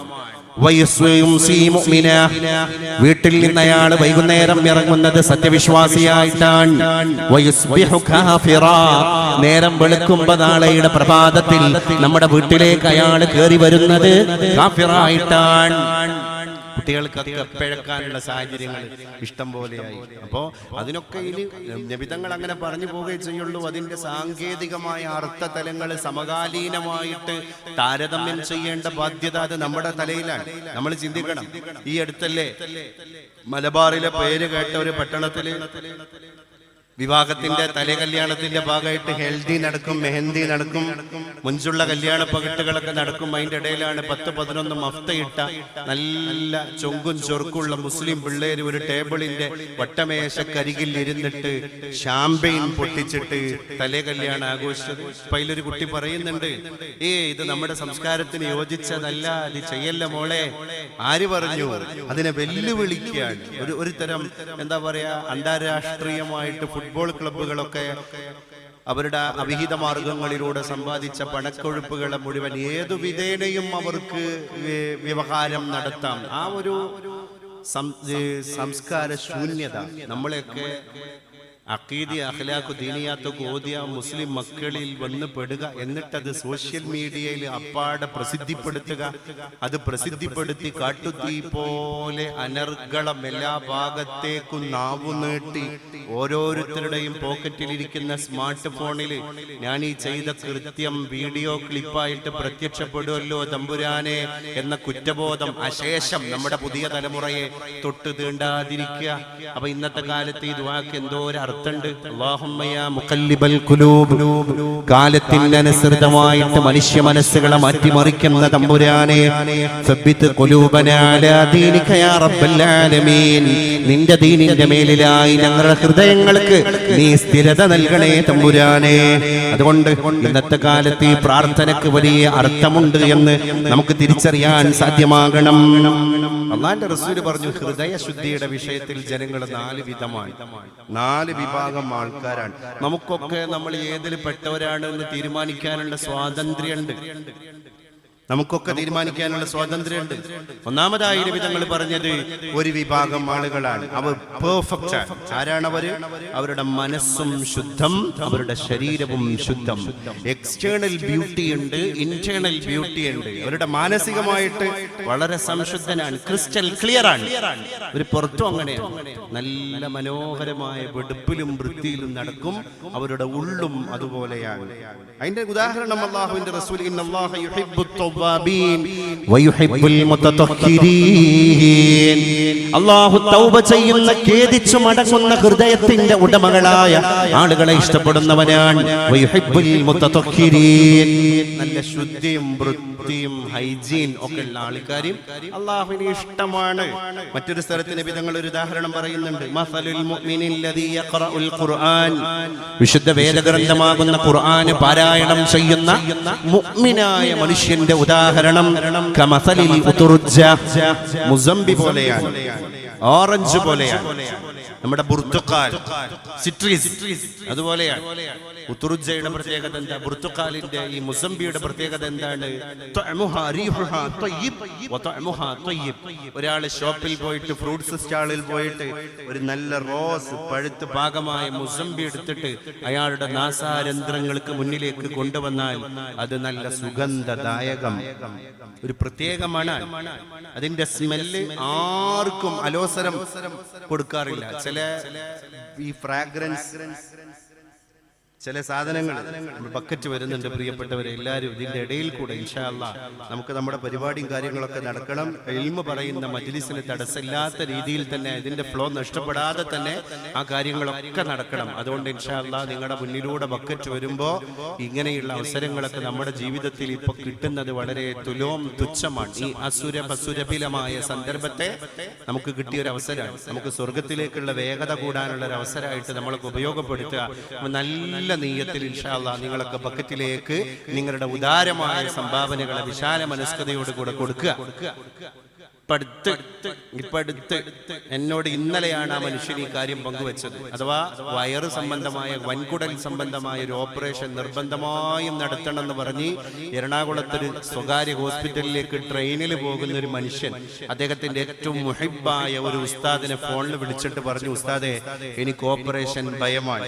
കാരണം ഓപ്പറേഷൻ ചെയ്താൽ അത് സക്സസ്ഫുൾ ആകും എന്ന കാര്യത്തിൽ ഓപ്പറേഷൻ നിർവഹിക്കുന്ന വിശ്വഗരന് തന്നെ ഗ്യാരണ്ടി ഇല്ല. അങ്ങനെ ഒരു ഓപ്പറേഷന് ഞാൻ കടന്നു കൊടുത്താൽ എന്താവും സ്ഥിതി? പക്ഷെ വൈദ്യശാസ്ത്രം പറയാണ് ഓപ്പറേഷൻ ചെയ്യാതെ നിർവാഹമില്ല. ഞാനിപ്പോ ഈ ഒരു അവസ്ഥയിലാണ് ഉള്ളത്. അപ്പൊ ഈ ഉസ്താദ് ട്രെയിനിൽ ഇങ്ങനെ ഫോൺ വിളിച്ച ഈ മനുഷ്യനോട് മറുപടി പറഞ്ഞു കൊടുക്കുകയാണ്, സഹോദര, നിന്റെ ജീവിതത്തിൽ മനസ്സ് വെച്ച് നീ ചെയ്ത ഒരു ധർമ്മം, അത് ഞാൻ ആ ചെയ്തത് ഏറ്റവും നല്ലൊരു കാര്യമാണ് എന്ന് എനിക്ക് ബോധ്യപ്പെട്ടിട്ടുണ്ട്. അങ്ങനെ രഹസ്യമായി നീ സൂക്ഷിച്ചു വെച്ച ആ ധർമ്മം ഏതെങ്കിലും ഒന്ന്, നിനക്ക് ഹൃദയസ്പൃക്കായി തോന്നിയ ഒന്ന് നിന്റെ മനസ്സിൽ നീ കരുതിക്കോ. എന്നിട്ട് നീ അള്ളാഹുവിനോട് ദ്വാരക്ക, പടച്ചോനെ അല്ലാഹുവേ ലൗ കുൻതു ഫഅൽതു ലിവജ്ഹിക, അല്ലേ, ഞാൻ ഈ ചെയ്തത് നിന്റെ പൊരുത്തം കാംക്ഷിച്ചിട്ടാണ് റബ്ബേ. ആ സ്വതക്കയെ മുൻനിർത്തിയിട്ട് ഞാൻ നിന്നോട് പറയാണ്, ഫർജിഹ് അന്നി, എന്നെ തൊട്ട് ഈ വിഷമം നീ നീക്കി തരണേ റബ്ബേ. അദ്ദേഹം നേരെ പോകുന്നു. ഓപ്പറേഷൻ തിയേറ്ററിലേക്ക് കൊണ്ടുപോകേണ്ട വ്യക്തിയെ സ്കാൻ ചെയ്യുമ്പോൾ ഡോക്ടർ പറയാണ്, നമുക്ക് വെയിറ്റ് ചെയ്യാം, പ്ലീസ് വെയിറ്റ്. എന്നിട്ട് അദ്ദേഹം ലിസ്റ്റിൽ 2-3 മെഡിസിൻ കൊടുത്തിട്ട് പറയാണ്, അതിന്റെ താഴെ ഡോക്ടറുടെ ഡിസ്ക്രിപ്ഷൻ ഉണ്ട്, ഫോളോ അപ്പ് എഴുതിയത്. എന്ന് പറഞ്ഞാല് പെട്ടെന്ന് എമർജൻസി സിറ്റുവേഷനിൽ യുദ്ധകാലാടിസ്ഥാനത്തിൽ ഒരു ഓപ്പറേഷൻ സർജറിയിലേക്ക് പോകേണ്ട, ഫോളോ അപ്പ് മാത്രം മതി. 3 ദിവസത്തെ ഗ്യാസിന്റെ ഇൻഫ്ലമേഷൻ ഉള്ള ആന്റിബയോട്ടിക്കും കൊടുത്തിട്ട് അദ്ദേഹത്തെ എറണാകുളത്തെ ഒരു ലോഡ്ജ് റൂം എടുത്തിട്ട് 3 ദിവസം വെയിറ്റ് ചെയ്യാൻ പറയാം. എല്ലാം കഴിഞ്ഞു. അദ്ദേഹത്തിന്റെ അസ്വസ്ഥതകൾ മുഴുവൻ നീങ്ങി. 5-6 വർഷമായി. സഹോദരൻ ഇന്നലെ ഒരു യാത്രയിലാണ് എന്നോട് ഈ കാര്യം പറഞ്ഞത്. നമ്മളൊക്കെ അള്ളാഹുവിന്റെ മാർഗത്തിൽ എന്ന് പറഞ്ഞിട്ട് മനസ്സറിഞ്ഞിട്ട് കൊടുക്കുന്ന ചില, കാരണം ഇതൊക്കെ നമ്മുടെ കയ്യിലേക്ക് കൊണ്ടുവന്നത് ദാതാവാണ്, ഡോണർ അള്ളാഹുവാണ്. അള്ളാഹുവിന് ഇത് ഏത് മാർഗത്തിലൂടെയും ലാപ്സാക്കി കളയാനുള്ള വിനിമയ മാർഗങ്ങളൊക്കെ റബ്ബിന്റെ മുന്നിലുണ്ട്, അല്ലേ? ഒരു കീ ഹോൾ ശസ്ത്രക്രിയ മതി, ഒരു ഓപ്പൺ ഹേർട്ട് സർജറി മതി, അല്ലെങ്കിൽ മറ്റെന്തെങ്കിലും കാര്യങ്ങൾ. എത്ര വഴിയിൽ മനുഷ്യന് നഷ്ടം, മനുഷ്യന്റെ കടങ്ങൾ, മനുഷ്യന്റെ ബാധ്യതകൾ, മനുഷ്യന്റെ ബിസിനസ് വെഞ്ചേഴ്സ് ഫ്ലോപ്പ് ആകുന്നത്, ഒന്നും വേണ്ട, ഒരു അസുഖമില്ലാതെ മോഷണം നടത്തി മറ്റുള്ളവർ കൊണ്ടുപോകുന്നത്, ആധാരം വേറുള്ള ആള് ഒരു അന്യായമായിട്ട് അപഹരിക്കുന്നത്, നമുക്ക് സ്ട്രെസ് വരാൻ, ഫ്രസ്ട്രേഷൻ വരാൻ ചെറിയ ചെറിയ കാരണങ്ങൾ മതി, നമ്മൾ ഒന്നും അല്ലാതാവുക. 2-4 ദിനം കൊണ്ടൊരുത്തനെ തണ്ടിലേറ്റി നടത്തുന്നതും ഭവാൻ, കണ്ടുകണ്ടങ്ങിരിക്കും ജനങ്ങളെ കണ്ടില്ലെന്നോ വരുത്തുന്നതും ഭവാൻ, മാളിക മുകളേറിയ മന്നന്റെ തോളിൽ മാറാപ്പു ചാർത്തുന്നതും ഭവാൻ. അതുകൊണ്ടാണ് നമ്മൾ അല്ലാഹുവിനോട് പറയുന്നത്, അല്ലാഹുമ്മ ലാ മാനിഅ ലിമാ അഅ്തൈത്. പടച്ചോനെ, നീ ഒരാൾക്ക് ഇത്ര കൊടുക്കണം എന്ന് നീ തീരുമാനിച്ചിട്ടുണ്ടെങ്കിൽ അയാളുടെ കയ്യിലേക്ക് അത് എത്തണ്ട എന്ന് ലോകത്തെ കരസേനകൾ, ലോകത്തെ വ്യോമസേനകൾ, ലോകത്തെ കരസേനകളും വ്യോമസേനകളും നാവികസേനകളും സംയുക്താഭിമുഖ്യത്തിൽ പകിട നിരത്തിയിട്ട് തീരുമാനിച്ചാലും ആ മനുഷ്യന്റെ കയ്യിലേക്ക് അല്ലാഹു തആല അത് എത്തിച്ചു കൊടുക്കുന്നത് തന്നെയാണ്. വലാ മുഅ്തിയ ലിമാ മനഅത്. ഇന്നാലിന്നൊരു മനുഷ്യന് ഇന്ന സാധനം കിട്ടണ്ട എന്ന് നീ തീരുമാനിച്ചു കഴിഞ്ഞാൽ 18 അടവും പമ്പരം കറങ്ങലും നടത്തിയാലും ശരി, നിന്റെ അടുത്തേക്ക് പോലും ആ അനുഗ്രഹങ്ങൾ കടന്നു വരൂല. അതാണ് റബ്ബ് തമ്പുരാൻ. നമ്മൾ ഈ ഒരു ചിന്തയോടുകൂടെ ലോകത്ത് ജീവിക്കുകയാണെങ്കിൽ നമുക്ക് ആങ്സൈറ്റി എന്ന് പറയുന്ന സാധനം ഉണ്ടാവില്ല. ഒരു കുട്ടി പെട്ടെന്ന് വീട്ടിലേക്ക് ഓടി വരികയാണ്, വഴുതി വീണു, എന്തോ ഒരു അപകടം സംഭവിച്ചു. ആ അപകടം സംഭവിച്ചോടുത്തിട്ടിട്ട് നമുക്കൊക്കെ ഉള്ളൊരു ശീലാണ് കുഞ്ഞിനെ ശകാരിക്കുക, അല്ലേ? എന്നാൽ ഇങ്ങനെ വഴുതി വീഴണം എന്നും ആ നടത്തത്തിൽ അവൻ വേഗത കൂട്ടണം എന്നും ആ വേഗത കൂട്ടുമ്പോ അവൻ ഇങ്ങനെ വഴുതി വീഴണം എന്നും അല്ലാഹുവിന്റെ ഖളാ ആണ് എന്ന് മനസ്സിലാക്കാനും ആ മനസ്സാന്നിധ്യത്തോടു കൂടെ ക്ഷമിച്ച് സാരില്ല, ഇൻഷാ അല്ലാഹ് ഇനി ബാക്കി കാര്യങ്ങൾ നമ്മൾ നോക്കുക എന്ന അഭിപ്രായം പറയാനും ആരുമില്ല. അപ്പൊ ഈ ഖദർ ഖലാകൾ നമ്മളെ പാകപ്പെടുത്തുന്ന സാധനമാണ്. ഇങ്ങനെ മനസ്സിന് നമ്മൾ വ്യാകുലതകൾ വെറുതെ ഉണ്ടാക്കിയിട്ട് ഇന്ന് ടെൻഷൻ അനുഭവിക്കുകയാണ് പല ആളുകളും. ഈ കൊളസ്ട്രോള് അല്ലെങ്കിൽ ഈ ബാഡ് കൊളസ്ട്രോൾ, HDL, അല്ലെങ്കിൽ പ്രഷർ എന്നൊക്കെ പറയുന്ന സാധനം ഹെറിഡിറ്റിയാണ്, പാരമ്പര്യമാണ്, ജീവിതശൈലി രോഗങ്ങളെ കൊണ്ടാണ് എന്നൊക്കെ, അത് ഒരു വിധം എന്ന് പറഞ്ഞാൽ അത് അതിന്റെ കാരണമല്ല എന്നല്ല ഞാൻ സ്ഥാപിക്കുന്നത്. പക്ഷേ അതിനേക്കാളൊക്കെ അതിന്റെ പ്രധാന ഹേതുകം ഈ ഹൃദയമാണ്. നമ്മളൊരു ഒഴിവ് കിട്ടിയാൽ ആലോചിച്ചുണ്ടാക്കാൻ, അവര് എന്നോട് അങ്ങനെ ചെയ്തു, അവരെന്നോട് അങ്ങനെ ചെയ്തു, അല്ലേ? അല്ലെങ്കിൽ ഇവരായിരിക്കും ആ പണി ഒപ്പിച്ചത്. നമ്മൾ ശത്രുവിനെ തോട്ടി വലിച്ചുണ്ടാക്കാൻ, ഈ ശത്രു സ്വപ്നേഭി, ഈ പാവപ്പെട്ട മനുഷ്യൻ ശത്രുസ്ഥാനത്ത് നമ്മൾ പ്രതിഷ്ഠിച്ച ആള് അത് ചെയ്തിട്ടുണ്ടാകൂല, അതിനെപ്പറ്റി ആലോചിച്ചിട്ടുണ്ടാകൂല. മിഥ്യാധാരണകൾ നമ്മുടെ ഹോർമോണുകളെ ബാഡ് നെഗറ്റിവിറ്റി നൽകുന്നു. അതുകൊണ്ട് മനുഷ്യ ഹൃദയത്തില് ഈ ചീത്ത ചിന്തകളൊക്കെ തന്നെ നമ്മുടെ ഹോർമോണുകളുടെ സ്വഭാവം മാറ്റുന്നു. അത് നമ്മുടെ ജീവിതത്തിൽ ശൈലി രോഗങ്ങൾക്ക് കാരണമാകുന്നു. ഇന്നൽ ഹസദ, നിങ്ങളെ ഈ കൽബിന്റെ ഉള്ളിലുണ്ടാകുന്ന രോഗമാണ് അസൂയ. യഅ്കുലുൽ ജസദ, നിങ്ങളുടെ ശരീരത്തെ അസൂയ എന്ന് പറയുന്ന രോഗം തിന്നു കളയും. കമാ യഅ്കുലുൻ നാറു അൽ ഹതബ, നിങ്ങളുടെ വീട്ടിലെ അടുക്കളയിലെ അടുപ്പിന്റെ ഉള്ളിലെ വിറകിനെ, നിങ്ങളുടെ വീട്ടിലെ അടുക്കളയിലെ അഗ്നി സ്ഫുലിംഗങ്ങൾ, തീനാളങ്ങൾ കരിച്ചു കളയും പോലെ. അപ്പൊ എന്താണ് അസൂയന്റെ തഅരീഫ്? എന്താണ് നബി തങ്ങൾ നമുക്ക് പറഞ്ഞു തന്നത്? അസൂയ എന്ന് പറഞ്ഞാൽ എന്താണ്? എനിക്ക് ഇല്ലെങ്കിലും വേണ്ടില്ല, അവൻ ഉണ്ടാകാൻ പാടില്ല. അപ്പൊ നമ്മളെ പ്രോഗ്രസ് അല്ല ലക്ഷ്യം, അവന്റെ അധോഗതിയാണ് ലക്ഷ്യം. എനിക്കുണ്ടാവണം, എനിക്ക് ഇനി ഒന്നുമില്ലെങ്കിലും ഞാൻ പച്ച കഞ്ഞിവെള്ളം കുടിച്ചിട്ട് എന്റെ ഉപജീവനം നടത്തും, ഒരു കുഴപ്പമില്ല. അതിലാൾക്ക് ഫ്രസ്ട്രേഷൻ ഇല്ല. പക്ഷേ ആൾക്ക് ഉണ്ടാവുക, അയാൾക്ക് ഉണ്ടായി കണ്ടാൽ അന്നത്തെ ദിവസം ശ്വാസം മുട്ട്, അന്നത്തെ ദിവസം അസ്വസ്ഥത, അന്നത്തെ ദിവസം തലവേദന. ഇത് അസൂയ എന്ന് പറയുന്ന, ഹസദ് എന്ന് പറയുന്ന രോഗാണ്. അത് നമ്മുടെ ഉള്ളിൽ ഈ ബാഡ് ഹോർമോണുകളെ ക്രിയേറ്റ് ചെയ്ത് നമ്മൾ ശോഷിച്ച് നമ്മൾക്ക് പുറത്തേക്ക് ഇറങ്ങാൻ കഴിയാതെയായി. നമ്മൾ ഒരാളോട് ശരിക്ക് നേരാമണ്ണം വർത്താനം പറയാൻ കഴിയാതെയായി. എന്നാ ഞാൻ പറയട്ടെ, അസൂയ എന്നുള്ള ശീലം പോലും തൊട്ട് തീണ്ടാത്ത ഒരു വ്യക്തിയോട് നിങ്ങളൊന്ന് സംസാരിച്ചു നോക്ക്. എത്ര പ്രസന്നവദനൻ, എത്ര ഊർജ്ജസ്വലൻ, എത്ര മനോഹരമായ ഉത്കൃഷ്ട സ്വഭാവത്തിന്റെ ഉടമ. അയാളുടെ ഒരു ചിരിമതി ലോകത്തെ മാറ്റിമറിക്കാൻ. എത്ര പ്ലഷറിലായിരിക്കും അയാൾ ഉണ്ടാവുക. അയാൾക്ക് ഒരു പ്രശ്നവുമില്ല, ഹൃദ്രോഗങ്ങളില്ല, അല്ലെങ്കിൽ BP ഇല്ല, ഫ്രസ്ട്രേഷനുകളില്ല, ആങ്സൈറ്റി ഇല്ല, ഉത്കണ്ഠയില്ല, ഒറ്റപ്പെടൽ എന്ന തോന്നലില്ല, അല്ലെങ്കിൽ മനോവിഭ്രാന്തി ഇല്ല, അല്ലെങ്കിൽ ഡിപ്രഷൻ ഇല്ല, ഒന്നുമില്ല. അയാൾ കൂൾ, അയാൾ വളരെ ശാലീന സുന്ദരനായിട്ട് ജനങ്ങൾക്കിടയിൽ ജീവിക്കുന്നു. എന്തേ? ആ ഖൽബിനുണ്ടാകുന്ന മാറ്റാണ്. അപ്പോ റസൂലുള്ളാഹി തങ്ങൾ 4 തരം ഖൽബിന്റെ ഉടമകളെ പരിചയപ്പെടുത്തി. ഒന്നാമൻ, അവന്റെ ശരീരവും വെടുപ്പും വൃത്തിയുള്ളതാണ്, അവന്റെ ഹൃദയവും വെടുപ്പും വൃത്തിയുള്ളതാണ്. അവനേതുപോലെയാണ്? കൽ ഉതുർജ, മുസംബി പോലെയാണ്. റീഹുഹാ ത്വയ്യിബ്, അതിന്റെ സ്മെല്ലും സുഗന്ധദായകം. വതഅമുഹാ ത്വയ്യിബ്. ഫ്രൂട്ട് സ്റ്റാളിൽ നിന്ന് നമ്മൾ മുസംബി എടുത്തിട്ട് മൂക്കിന്റെ മുമ്പ് കൊണ്ടുവന്ന് മണത്ത് നോക്കിയാൽ നല്ല സുഗന്ധം. ഇനി അതൊന്ന് മുറിച്ചു നോക്കി, അതൊന്ന് രുചിച്ചാൽ നമ്മുടെ നാവിന്റെ എല്ലാ രസമുകുളങ്ങൾക്കും അത് മനോഹരമായ സുരുചിരം, അത് രുചിക്കൂട്ടുകളായി മാറുന്നു. അപ്പൊ ടേസ്റ്റും ഉണ്ട്, സ്മെല്ലും ഉണ്ട്.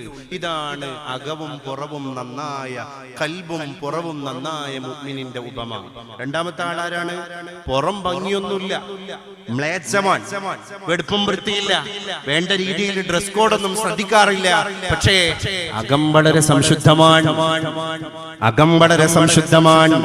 നബി തങ്ങൾ പറഞ്ഞു, റുബ്ബ അശ്അസ, എത്ര ജടകുത്തിയ ആളുകളാണ്, ഒട്ടിയ വയറുമായി, കുടിഞ്ഞ കണ്ണുമായി, ജടകുത്തിയ മുടിയുമായി, ഭ്രാന്തൻ ഭ്രാന്തൻ എന്ന് നാട്ടുകാര് മുഴുവൻ വിളിപ്പേര് നൽകപ്പെട്ട എത്രയെത്ര ആളുകളാണ്.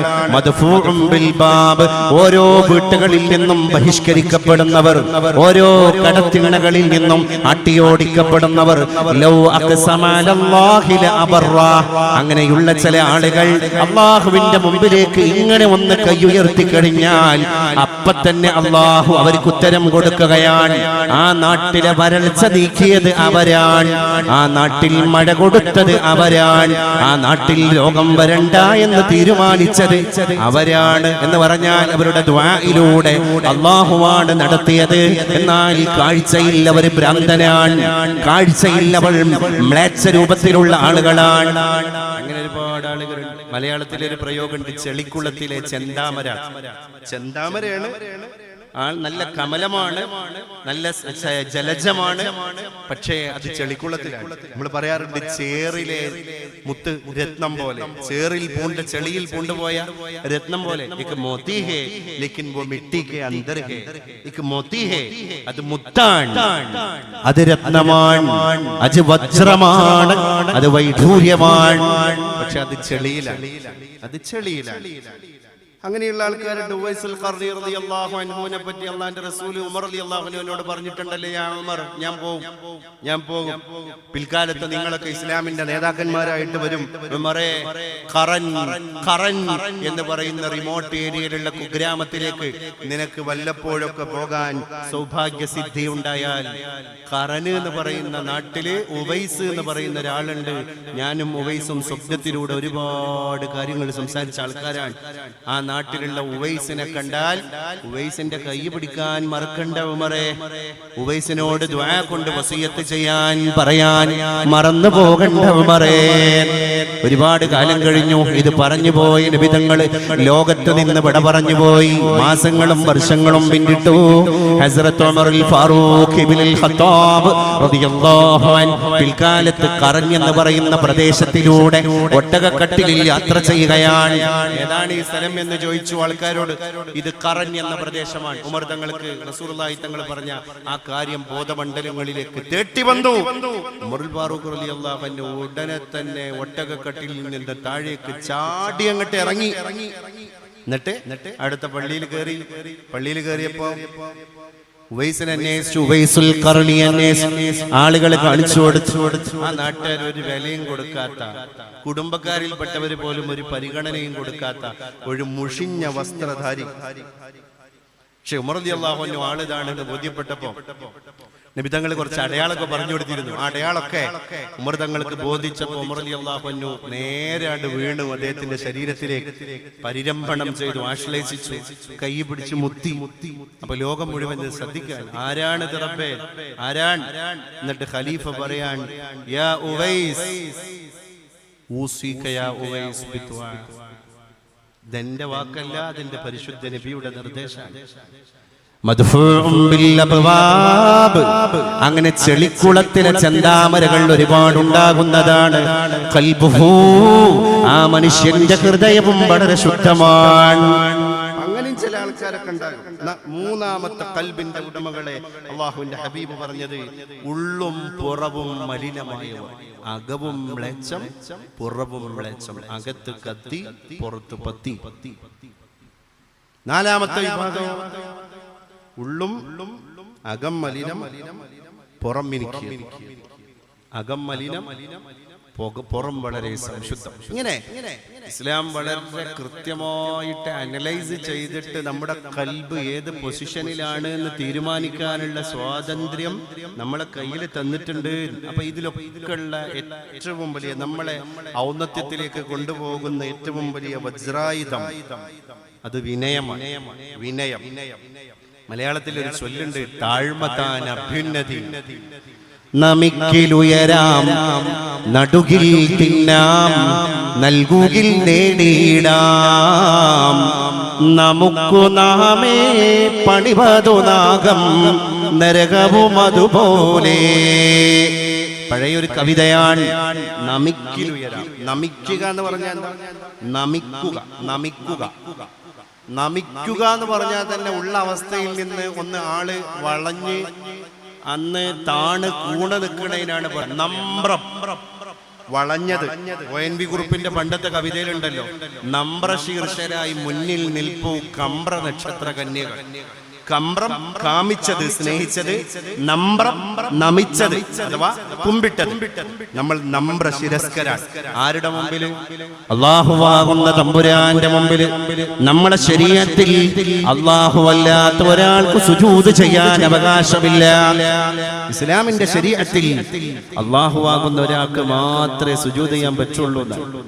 എന്നിട്ട് നബി തങ്ങൾ പറയാണ്, എന്ത്? ലൗ കുൻതു ആമിറൻ അഹദൻ അൻ യസ്ജുദ ലിഗൈരില്ലാഹ്.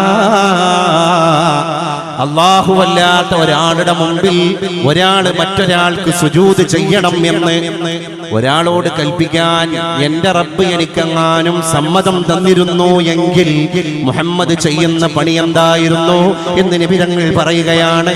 ലഅമർതുൽ മർഅത, സ്ത്രീയെ വിളിച്ചിട്ട് ഞാൻ കൽപ്പിക്കുമായിരുന്നു, അൻ തസ്ജുദ ലിസൗജിഹാ.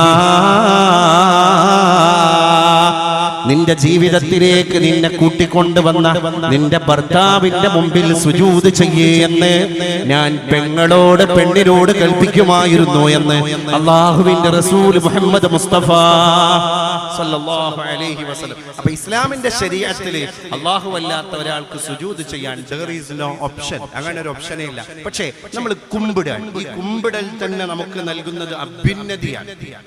നമ്മൾ എത്ര താന്നോ അത്രയും പുരോഗതി നാട്ടിലുണ്ടാകും. എത്ര വിനയം കാണിച്ചോ അത്രയും പോപ്പുലാരിറ്റി നാട്ടിൽ നമുക്ക് ഉണ്ടാകും. അള്ളാഹു അത് ഇവിടെ ഉണ്ടാക്കി തരുന്ന ഒരു എവിഡന്റ്, ഒരു സോളിഡ് എവിഡന്റ് ആണ്. ഈ ഭൂമിയുടെ ഒരു പോയറ്റിക് ജസ്റ്റിസ് ആണ്. ഇവിടെ താഴ്മ കാണിച്ചവർക്ക് ഇവിടെ റെസ്പെക്ട് കിട്ടും. അത് സൃഷ്ടികൾ കൊടുക്കും, അത് മലക്കുകൾ കൊടുക്കും, അങ്ങനെ അള്ളാഹു കൊടുക്കും. ഇങ്ങനെയാണ് അതിന്റെ ലെവല് കിടക്കണത്. അപ്പോ ഈ ലോകത്ത് ഉന്നത സ്ഥാനത്ത് എത്തിയ ആൾക്കാരൊന്നും ഔന്നത്യം കൈവരിച്ചിട്ടില്ല ഇല്ലാ ബിൽ ഹുറുമ, റെസ്പെക്ട് കൊണ്ടല്ലാതെ. ഇടിഞ്ഞു പൊളിഞ്ഞു വീണവർ എല്ലാം നഷ്ടപ്പെട്ട് അതപ്പതിച്ച ആളുകളൊന്നും അതപ്പതിച്ചു പോയിട്ടില്ല. ഇല്ലാ ബിത്തർക്കിൽ ഹുറുമ, ആദരവിനെ ഉപേക്ഷിക്കൽ കൊണ്ടല്ലാതെ. റബീഅത്തുൽ അസ്ലമി റളിയല്ലാഹു അൻഹു അല്ലാഹുവിന്റെ റസൂലിന്റെ പിന്നാലെ നടന്നിട്ട് റസൂലുള്ളാഹിക്ക് എവിടെയാണ് ഖിദ്മത്ത് ചെയ്തു കൊടുക്കുക എന്ന് നോക്കി നടന്ന് ആ സ്പോട്ട് കണ്ടെത്തിയിട്ട് ഖിദ്മത്ത് ചെയ്യുന്ന ആളാണ് റബീഅത്തുൽ അസ്ലമി. സ്വഹാബത്ത് മുഴുവൻ അങ്ങനെ മത്സരിച്ച ആൾക്കാരാണ്. അങ്ങനെ റബീഅ ഒരു ദിവസം പരിശുദ്ധ റസൂലുള്ളാഹിന്റെ വീട്ടിലേക്ക് കടന്നു വരികയാണ്. അല്ലാഹുവിന്റെ റസൂൽ വാഷ്റൂമിലേക്ക് പോയപ്പോ റബീഅത്തുൽ അസ്ലമി റളിയല്ലാഹു അൻഹു പുറത്ത് പരിശുദ്ധ നായകനെ വെയിറ്റ് ചെയ്യുകയാണ്. നബിതങ്ങൾ എവിടെ പോയതാണ്? പ്രാഥമിക കർമ്മം നിർവഹിക്കാൻ ബാത്റൂമിലേക്ക് പോയതാണ്. ഇനി റസൂലുള്ളാഹിന്റെ ശൈലി എന്തായിരിക്കും? ബാത്റൂമിൽ നിന്ന് വന്നാൽ നബിതങ്ങൾ ദായിമുൽ വുദൂ ആണ്, ഏത് നേരം വുദൂ നിർബന്ധമുള്ള ആളാണ്. അതുകൊണ്ട് ബാത്റൂമിൽ പോയി വന്നാൽ പിന്നെ നബിതങ്ങൾ അടുത്ത് ചെയ്യാൻ പോകുന്ന കാര്യം അംഗസ്നാനമാണ് എന്ന് കാലേ കൂട്ടി കണ്ടറിഞ്ഞ റബീഅത്തുൽ അസ്ലമി തങ്ങള് നബിതങ്ങൾ വാഷ്റൂമിൽ നിന്ന് പുറത്തു വന്നപ്പോഴേക്ക് ഒരു മൺകൂജയിൽ വുളു എടുക്കാനുള്ള വെള്ളമൊക്കെ ശേഖരിച്ചിട്ട് നബിതങ്ങളുടെ മുമ്പിലേക്ക് കൊണ്ടുപോയി കൊടുത്തു. അപ്പൊ അത് നബിതങ്ങൾക്ക് ഭയങ്കരമായിട്ട് സ്ട്രൈക്ക് ചെയ്തു. കാരണം അത് കണ്ടറിഞ്ഞ് ചെയ്തതാണല്ലോ എന്റെ റബീഅ. അപ്പൊ റബീഅയോട് ആ സന്തോഷത്താൽ അല്ലാഹുവിന്റെ റസൂൽ ഒരു റിവാർഡ്, അദ്ദേഹത്തിനുള്ളൊരു പ്രതിഫലം കൊടുക്കുകയാണ്. എന്താ പ്രതിഫലം അറിയോ? ഞാൻ നിനക്ക് ഒരു കാര്യം ചോദിക്കാനുള്ള ഓപ്ഷൻ തന്നിട്ടുണ്ട്. എന്താ? നബിതങ്ങൾ ആ സന്തോഷത്തിൽ പറഞ്ഞു, റബീഅ നീ ഈ ഹെൽപ്പ് ചെയ്തു എന്ന സന്തോഷത്തിൽ ഞാൻ നിന്നോട് ഒരു കാര്യം പറയാണ്. നിന്റെ ആവശ്യം നീ പറഞ്ഞോ, നിന്റെ ആവശ്യം നീ പറഞ്ഞോ. അതൊരു ഓപ്പർച്യൂണിറ്റിയാണ്. ഒരു മനുഷ്യന്റെ മുമ്പിൽ അങ്ങനത്തെ ഒരു സാധനമാണ് കിട്ടിയാൽ നമ്മൾ എന്തൊക്കെ പറയും? ചിലര് പറയും കടം വീടണം, ചിലരോട് പറയും ശരീരത്തിന്റെ രോഗം മാറണം, ചിലര് പറയും വീടില്ല വീടാവണം. ഇങ്ങനെ നമ്മുടെ ആവശ്യങ്ങളുടെ നീണ്ടു നിവർന്നു കിടക്കുന്ന ഒരു ഘോഷയാത്ര ഉണ്ടല്ലോ നമുക്ക്. റബീഅത്തുൽ അസ്ലമി കൂർമ്മ ബുദ്ധിയുള്ള മനുഷ്യനായതുകൊണ്ട് ഈ മനുഷ്യൻ പറഞ്ഞ വർത്താനം എന്താ അറിയോ? അസ്അലുക മുറാഫഖതക ഫിൽ ജന്ന, നബിയേ എനിക്ക് സ്വർഗത്തിൽ നിങ്ങളെ കൂടെ സീറ്റ് കിട്ടണം. വല്ലാത്ത മറുപടി ആയിപ്പോയി. കാരണം സ്വർഗം കിട്ടുക എന്ന് പറഞ്ഞാൽ തന്നെ മേലെ തല ചോദ്യമാണ്. ഈ സ്വഹാബിയുടെ ചോദ്യം എന്താണ്? സ്വർഗത്തിൽ നിങ്ങളൊപ്പം കിട്ടണം. അപ്പൊ അതിന്റെ ഉള്ളിൽ കൂടെ സ്വർഗം ഏതായാലും കിട്ടിയല്ലോ. അസ്അലുക മുറാഫഖത ഫിൽ ജന്ന യാ റസൂലല്ലാഹ്, അങ്ങയോടൊപ്പം എനിക്ക് സ്വർഗത്തിൽ സീറ്റ് കിട്ടണം, ഇതാണ് എന്റെ പൂതി. പരിശുദ്ധ റസൂലുള്ളാഹി തങ്ങൾ റബീഅത്തുൽ അസ്ലമി തങ്ങളോട് പറയാണ്, യാ റബീഅ നിന്റെ ആഗ്രഹം സഫലീകരിച്ചു തരാൻ ഞാൻ സന്നദ്ധനാണ്. എന്നാൽ ഒരു കാര്യം നീ ചെയ്യണം. അഇന്നി ഫീ സ്വലാതിക ബികസ്റത്തി സുജൂദ്, നിന്റെ എല്ലാ നിസ്കാരങ്ങളിലും ഇനി മുതൽ സുജൂദിന് ദൈർഘ്യം കൂട്ടിയിട്ട് നിന്റെ ഈ ആവശ്യം നിറവേറ്റി തരാൻ എന്നെ നീ ഹെൽപ്പ് ചെയ്യണം. അപ്പൊ നമ്മൾ എത്ര മാത്രം സുജൂദ് ചെയ്യേണ്ടോ അത്രയും നമ്മൾ അല്ലാഹുവിലേക്ക് അടുക്കും. സ്വർഗത്തിൽ ഉന്നതമായ സ്ഥാനം നമുക്ക് കിട്ടുകയും ചെയ്യും. നബിതങ്ങൾ പറഞ്ഞു, സ്വർഗത്തില് ഒരു റൂമുണ്ട്. ആ റൂമിന്റെ പ്രത്യേകത എന്താന്ന് പറഞ്ഞാൽ അത് ട്രാൻസ്പെറന്റ് ആണ്. ട്രാൻസ്പെറന്റ് എന്ന് പറഞ്ഞാൽ നബിതങ്ങൾ പറയുന്നത് ഇന്ന ഫിൽ ജന്നതി ഖുറഫ, സ്വർഗ്ഗത്തിന്റെ അരമനയുടെ ഉള്ളിൽ ഒരു റൂമുണ്ട്. ആ റൂമിന്റെ പ്രത്യേകത എന്താണ്? യുറാ ബാത്തിനുഹാ മിൻ ളാഹിരിഹാ വളാഹിറുഹാ മിൻ ബാത്തിനിഹാ. പുറത്തുനിന്ന് നോക്കിയാൽ അകംഭാഗം കാണാം, അകത്തുനിന്ന് നോക്കിയാൽ പുറം ഭാഗവും കാണാം. അവിടെ പിന്നെ കാണാൻ പറ്റാത്തൊന്നുമില്ലല്ലോ, അതുകൊണ്ടാണല്ലോ അത് സ്വർഗ്ഗായത്. അപ്പൊ പുറത്തുനിന്ന് നോക്കിയാൽ അകവും കാണാം, അകത്തുനിന്ന് നോക്കിയാൽ പുറവും കാണാം. അതാണല്ലോ ട്രാൻസ്പെറന്റ്. ഈ അടുത്ത് വാട്സപ്പിൽ ഒരു സുഹൃത്ത് ഒരു വീഡിയോ അയച്ചിട്ടുണ്ട്. ഒരു ഫിഷ്, ഒരു ട്രാൻസ്പെറന്റ് ഫിഷ് അല്ലേ, ഒരു വെള്ളത്തിന്റെ നിറമുള്ള ഒരു ഗ്ലാസ് മെയ്ഡഡ് മത്സ്യം പോലെ ഒരു യഥാർത്ഥ ജീവൻ തുടിക്കുന്ന മീന്. അതിനെ കടലിൽ നിന്ന് ഇങ്ങോട്ട് പൊക്കുന്നു. ആ മീനിനെ കയ്യിൽ വെച്ചപ്പോൾ അയാളുടെ കയ്യിലെ എഴുത്തുകളൊക്കെ മീനിന്റെ മുകൾ ഭാഗത്ത് കൂടെ കാണാം. ഒരു ഗ്ലാസ് ആ മീൻ എങ്ങനെ പിടിച്ചാല് അപ്പുറത്ത് കൂടെ മുന്നിലിരിക്കുന്ന ആളെയൊക്കെ കാണാം. അപ്പൊ ഈ മീനിന്റെ ബോൺസ് എവിടെയാണ്? അസ്ഥി എവിടെയാണ്? ഈ മീനിന്റെ ബ്ലഡ് എവിടെയാണ്? ഈ മീനിന്റെ ലിവർ എവിടെയാണ്? ഈ മത്സ്യത്തിന്റെ ഹേർട്ട് എവിടെയാണ്? ഇതിന്റെ ബ്രെയിൻ എവിടെയാണ്? അല്ലാഹുവാകുന്ന അജായിബുകളുടെ സൃഷ്ടാവിനെ പറ്റി ഒന്ന് ചിന്തിച്ചു നോക്ക് നിങ്ങൾ. കൽബിങ്ങനെ റെഡിയായി നമ്മൾ അവന്റെ അടിമയായിട്ട് ഒതുങ്ങിക്കൂടും. മാതാവും പിതാവും തമ്മിൽ ശാരീരിക സംസർഗത്തിൽ ഏർപ്പെടുമ്പോ ഭർത്താവിന്റെ ശരീരത്തിൽ നിന്ന് സ്പേം, ഇന്ദ്രിയത്തിൽ നിന്ന് ശുക്ലത്തിൽ നിന്ന് ഒരൊറ്റ ഇന്ദ്രിയത്തുള്ളിയിൽ ലക്ഷോപലക്ഷം കോശങ്ങളുണ്ട്. അതിലൊരു കോശം മാത്രമാണ് സഹധർമ്മിണിയുടെ അണ്ഡത്തിലേക്ക് പ്രവേശിക്കുന്നത്. ഒരൊറ്റ ഇന്ദ്രിയത്തുള്ളിയിൽ ലക്ഷോപലക്ഷം കോശങ്ങളുണ്ട്. ലക്ഷക്കണക്കിന് സന്താനങ്ങളെ നിർമ്മിക്കാൻ ഒരു തുള്ളിക്ക് കഴിയും. അതിൽ ആ ലക്ഷങ്ങളിൽ ഒരു കോശം മാത്രം, ഒരു മൈന്യൂട്ട് സാധനം മാത്രമാണ് യൂട്രസിലേക്ക് പ്രവേശിച്ചത്. ആ എൻട്രി കിട്ടിയ സാധനം പിന്നെ വളർന്ന് വലുതായി അലക്കത്തും മുഖത്തും ഒക്കെ ആയി വരുമ്പോ ആ ചെറിയ മൈന്യൂട്ട് കോശത്തിൽ നിന്ന് ജനിച്ച നമ്മളുടെ ബോഡിയിൽ ആ ഒരൊറ്റ കോശം കൊണ്ട് അല്ലാഹു തആല ഒരു ഹൃദയം ഉണ്ടാക്കി, ഒരു ലിവർ ഉണ്ടാക്കി, ഒരു ബ്രെയിൻ ഉണ്ടാക്കി, ബ്ലഡ് ഉണ്ടാക്കി, ന്യൂറോസിസ്റ്റ് ഉണ്ടാക്കി. ഇപ്പൊ നോക്കൂ നിങ്ങൾ, നമ്മുടെ ശരീരത്തിൽ ഒരു ഇരുമ്പിന്റെ ആണി നിർമ്മിക്കാൻ ആവശ്യമായ ലോഹം അയൺ ഉണ്ടത്രേ. നമ്മളെ ശരീരത്തിൽ 2500 തീപ്പെട്ടി കൊള്ളിക്ക് കത്താൻ ആവശ്യമായ വാതകമാകുന്ന ഫോസ്ഫറസ് ഉണ്ടത്രേ. നമ്മളെ ശരീരത്തിന്റെ ഉള്ളിൽ 9000 പെൻസിൽ നിർമ്മിക്കാനുള്ള കാർബൺ ഉണ്ടത്രേ. നമ്മുടെ ശരീരത്തിന്റെ ഉള്ളിൽ 10 ഗാലൻ വെള്ളമുണ്ടത്രേ. നമ്മുടെ ശരീരത്തിന്റെ ഉള്ളിൽ ഒരു കോഴിക്കോടിന് വെള്ള പൂശാൻ ആവശ്യമായ ചുണ്ണാമ്പ് ഉണ്ടത്രേ. നമ്മുടെ ശരീരത്തിന്റെ ഉള്ളിൽ അല്പം സൾഫർ, അല്പം മാഗ്നീഷ്യം, ഇതെല്ലാം ഒരുമിച്ച് കൂടി എലിമെന്റ് ഓഫ് സയൻസ് ആയി നമ്മൾ മാറിയിട്ടുണ്ട്. ലക്ഷോപലക്ഷം കോശങ്ങളിൽ നിന്ന് ഒരൊറ്റ കോശം. അപ്പൊ ആ മത്സ്യത്തെ കണ്ടപ്പോ എനിക്ക് ഓർമ്മ വന്നു, ഒരു ട്രാൻസ്പെറന്റ് ആയ മത്സ്യം.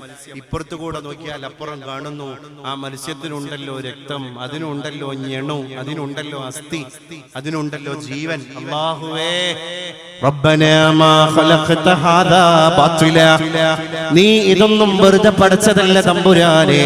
സുബ്ഹാനക ഫഖിനാ അദാബന്നാർ, ഇതൊന്നും ചിന്തിക്കാതെ ഞങ്ങൾ ഇങ്ങനെ ഭൂമിക്ക് ഭാരമായി ജീവിച്ചുപോയി നരകത്തിലേക്ക് ഞങ്ങൾ എത്തിപ്പെടുന്നതിൽ നിന്ന് അല്ലാഹുവേ ഞങ്ങൾ നിന്നോട് കാവലിനെ തേടുകയാണ് തമ്പുരാനെ. അപ്പൊ ഇവിടെ വർക്ക് ചെയ്യണം. എന്നിട്ട് നബിതങ്ങൾ പറയാൻ, സ്വർഗത്തിൽ ഒരു റൂമുണ്ട്. ആ റൂം ട്രാൻസ്പെറന്റ് റൂമാണ്. ഉള്ളിൽ നിന്ന് പുറം കാണും, പുറത്ത് നിന്ന് അകം കാണും. അല്ലാഹുവിന്റെ റസൂലിനോട് സ്വഹാബ ചോദിക്കുകയാണ്, ലിമൻ യാ റസൂലല്ലാഹ്, ആ റൂം ആർക്കുള്ളതാണ് റസൂലേ? അത് VIP കാറ്റഗറിയിൽ പെട്ടതാണോ? അകത്ത് നിന്ന് പുറം കാണുന്ന, പുറത്ത് നിന്ന് അകം കാണുന്ന ഈ ട്രാൻസ്പെറന്റ് സ്യൂട്ട് റൂമുകൾ ആർക്കുള്ളതാണ് നബിയേ? അല്ലാഹുവിന്റെ റസൂൽ പറയുകയാണ്, ലിമൻ തയ്യബൽ കലാം വഅത്അമത് തആം വഅദാമസ് സിയാം വനാമ സ്വല്ലാ ബില്ലൈലി വന്നാസു നിയാം. 4 കൂട്ടർക്കുള്ളതാണ്. ഒന്നാമൻ ആരാണ് ആ സ്വർഗത്തേക്ക് കിടക്കണേ? ലിമൻ തയ്യബൽ കലാം, നല്ല സംസാരം. ദുനിയാവിൽ ജീവിച്ച കാലത്തോളം ആരെയും വെറുപ്പിക്കാത്ത സ്റ്റേറ്റ്മെന്റ്. അയലകത്ത് പോയിട്ടൊരു വർത്താനം പറയുന്നുണ്ടെങ്കിൽ, മോളെ നിന്റെ രോഗാവസ്ഥ ഇപ്പൊ എങ്ങനെയുണ്ട്, വീട്ടിൽ ഭക്ഷണം എന്തെങ്കിലും ഉണ്ടോ, ഉച്ചക്ക് കറി വെച്ചിട്ടുണ്ടോ, ഇല്ലെങ്കിൽ ഫാത്തുമാത്താന്റെ വീട്ടിലുണ്ട്, ഇങ്ങോട്ട് വന്നാ മതി. എവിടെ വർത്താനം പറയുകയാണെങ്കിലും അത് ഹാപ്പിനെസ്, മേക്ക് അതേഴ്സ് ഹാപ്പി, വേറുള്ളവരെ ഹാപ്പി ആക്കുക നമ്മൾ.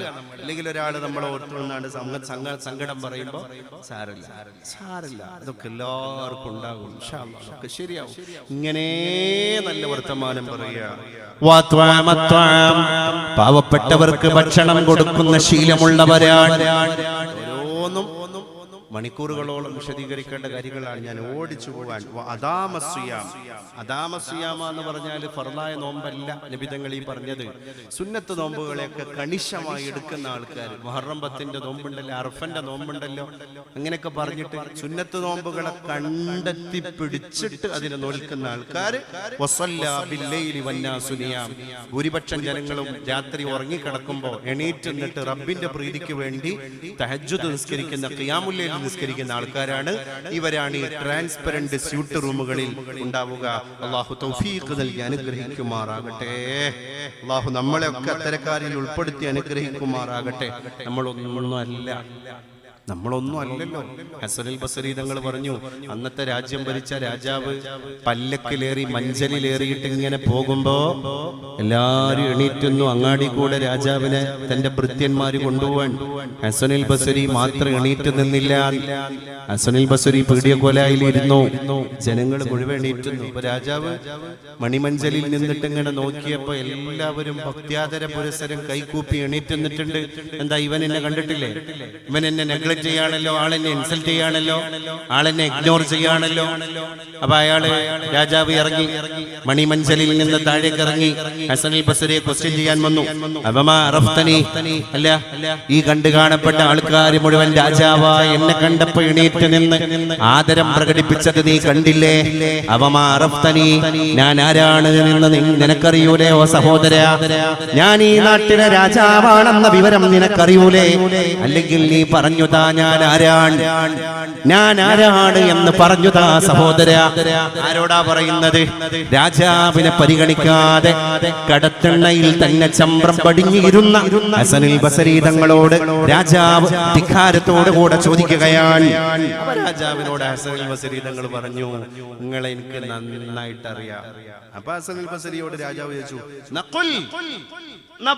ഞാൻ ആരാണ് എന്ന് പറ, നിനക്ക് എന്നെ അറിയോ ഞാൻ നോക്കട്ടെ. അപ്പൊ പറഞ്ഞു, നിങ്ങളെ എനിക്കറിയാം. നിങ്ങളെ തുടക്കം മ്ലേച്ഛമായൊരു ഇന്ദ്രിയത്തുള്ളിയിൽ നിന്നല്ലേ? നിങ്ങളുടെ അന്ത്യം ദുർഗന്ധം വമിക്കുന്ന ഒരു ശവമല്ലേ?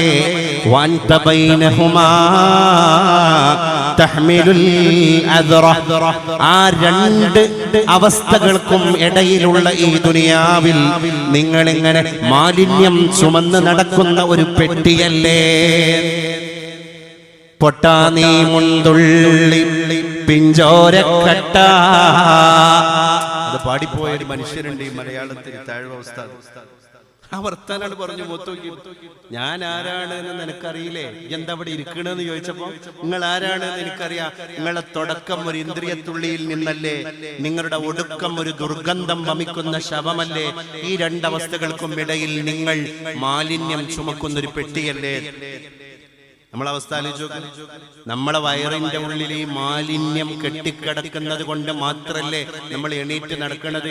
ഒരു മനുഷ്യൻ ഒരു ദിവസം അവന്റെ ദഹന വ്യവസ്ഥ തകരാറിലായിട്ട്, അവന്റെ ഡൈജഷൻ ഫംഗ്ഷൻ ഡിസോർഡർ ആയിട്ട് ഒരു 6 വട്ടം ലൂസ് എൻട്രി മോഷൻ സംഭവിക്കുകയാണെങ്കിൽ അവന് പിന്നെ ഹോസ്പിറ്റലിൽ കൊണ്ടുപോയിട്ട് ട്രിപ്പ് ഇടാൻ. എന്റെ അതിസാരം ഉള്ള മാലിന്യങ്ങളൊക്കെ പുറത്തുപോയി. അപ്പൊ ബാലൻസിൽ എണീറ്റിക്കാൻ കഴിയണില്ല, അതിനുള്ള ത്വാക്കത്ത് കിട്ടണില്ല. അപ്പൊ നമുക്ക് ഒന്ന് എണീറ്റ് നിന്ന് നടന്നു പോവാനുള്ള ശക്തി തരുന്ന സാധനം പോലും വയറിന്റെ അകത്തുള്ള നമ്മുടെ ഭക്ഷണത്തിന്റെ ബച്ചാക്കുച്ച. ഹം ജോ ഖായാ ഹൈ ഉസ്കെ ബച്ചാക്കുച്ച ഹൈ. അള്ളാഹു നമ്മളെ ഓരോ കാര്യങ്ങൾ ഇങ്ങനെ പഠിപ്പിക്കുകയാണ്. അതിലൂടെ പഠിപ്പിക്കുന്ന ഒരു കാര്യം എന്താണ്? ഇതിങ്ങോട്ട് കേട്ടപ്പോ ഈ രാജാവ് എണീറ്റ് വന്നിട്ട് പറഞ്ഞു അത്രേ, എടാ ചെറുപ്പക്കാരാ, ജിന്റെ തലയിലെ മുഴുവൻ രോമങ്ങളെയും എണീപ്പിച്ചു നിർത്തിയല്ലോടാ. പിന്നെ രാജാവ് പറഞ്ഞു പ്രജകളോട്, മഞ്ചൽ വീട്ടിൽ കൊണ്ടുപോയി വെക്കുക, ഞാൻ നടന്നു പോവാം. ഒരു സ്റ്റേറ്റ്മെന്റ്, ഒരു മനുഷ്യനെ മാറ്റി. ആ രാജാവ് പറഞ്ഞ വാക്ക്, നിങ്ങളുടെ ഈ ഒരു സ്റ്റേറ്റ്മെന്റ്, നിങ്ങൾ എനിക്ക് തന്നിരിക്കുന്ന ഈ ഒരു മറുപടി എന്റെ തലയിലെ മുടികളെ മുഴുവൻ ഇങ്ങനെ എണീപ്പിച്ചു നിർത്തിയിരിക്കുന്ന മറുപടിയാണ്. അതുകൊണ്ട് ഞാൻ ഇനി മാറുകയാണ്. അറഫാ മരുഭൂമിയിൽ അല്ലാഹുവിന്റെ റസൂൽ അവസാനം നടത്തിയ പ്രഭാഷണത്തിൽ റസൂലുള്ളാഹി തങ്ങൾ സഹാബത്തിനോട് പറഞ്ഞുപോയി, കുല്ലുക്കും മിൻ ആദം, ലക്ഷോപലക്ഷം ജനങ്ങളെ, ഈ മണലാരണ്യത്തിൽ മുഹമ്മദിനെ കേൾക്കുന്ന ജനങ്ങളെ, നിങ്ങളെല്ലാം ആണ്. ആദമു മിൻ തുറാബ്, ആദമാണെങ്കിലോ മണ്ണിന്റെ മകനാണ്. നമുക്ക് അള്ളാഹു ബോധം തരാണ്. ആദം നബി അലൈഹി സ്വലാമിനെ അള്ളാഹു തആല പടച്ചിട്ട് മണ്ണ്, ഭൂമിയിൽ നിന്ന് മണ്ണ് ശേഖരിച്ചു കൊണ്ടുവന്ന് സ്വർഗത്തിൽ അള്ളാഹു തആല മണ്ണിലേക്ക് വെള്ളം ഒഴിച്ച് ആദം നബിയുടെ രൂപത്തിലാക്കിയിട്ട് റൂഹ് കൊടുക്കാതെ 40 ദിവസം കിടത്തിയിട്ടുണ്ട്. അത് വലിയൊരു പാഠത്തിനാണ്. അതുകൊണ്ട് ഈ മണ്ണ് ആദ്യം പറയുന്നുണ്ട് മിൻ തുറാബ്, നിന്നെ പഠിച്ചത് മണ്ണിൽ നിന്നാണ്. പിന്നെ ആ തുറാബ് കുറച്ച് കഴിഞ്ഞപ്പോൾ അല്ലാഹു തആല പിന്നെ ത്വീൻ എന്ന് പറഞ്ഞു. ത്വീൻ എന്ന് പറഞ്ഞാല് പൊടിമണ്ണല്ല, ചളിമണ്ണ. ചളിമണ്ണ് എന്ന് പറഞ്ഞാല് സാധാ മിട്ടിയിലേക്ക് പനി വെള്ളം ഒഴിക്കുമ്പോഴാണ് അത് ത്വീൻ, അത് ചളിമണ്ണാകുന്നത്. പിന്നെ പറഞ്ഞു ഇനി ക്ലേ ആണ്, ചളിമണ്ണാണ്. പിന്നെ കുറച്ചും കൂടി കഴിഞ്ഞ് ആദം നബി അലൈഹി സ്വലാത്തു വസ്സലാം മണ്ണൊക്കെ ഇങ്ങനെ ഉണങ്ങി, ചളിമണ്ണും ഉണങ്ങിയാല് പിന്നെ മുട്ടിയാൽ മിൻ സ്വൽസാലിൻ കൽ ഫഖാർ, വിരല് കൊണ്ടിങ്ങനെ മുട്ടിക്കഴിഞ്ഞാൽ ശബ്ദമുണ്ടാകുന്ന മണ്ണാക്കി നിന്നെ മാറ്റി. 3 അവസ്ഥയിലാണ് നമ്മുടെ വല്യാപ്പ ഉണ്ടായത്. ആദ്യം പച്ച മണ്ണായി കിടന്നു, ആ മണ്ണുക്ക് പിന്നെ അല്ലാഹു തആല വെള്ളമൊഴിച്ചു. അതുകൊണ്ടാണ് ഖുർആനിൽ 3 പ്രയോഗമുണ്ട്.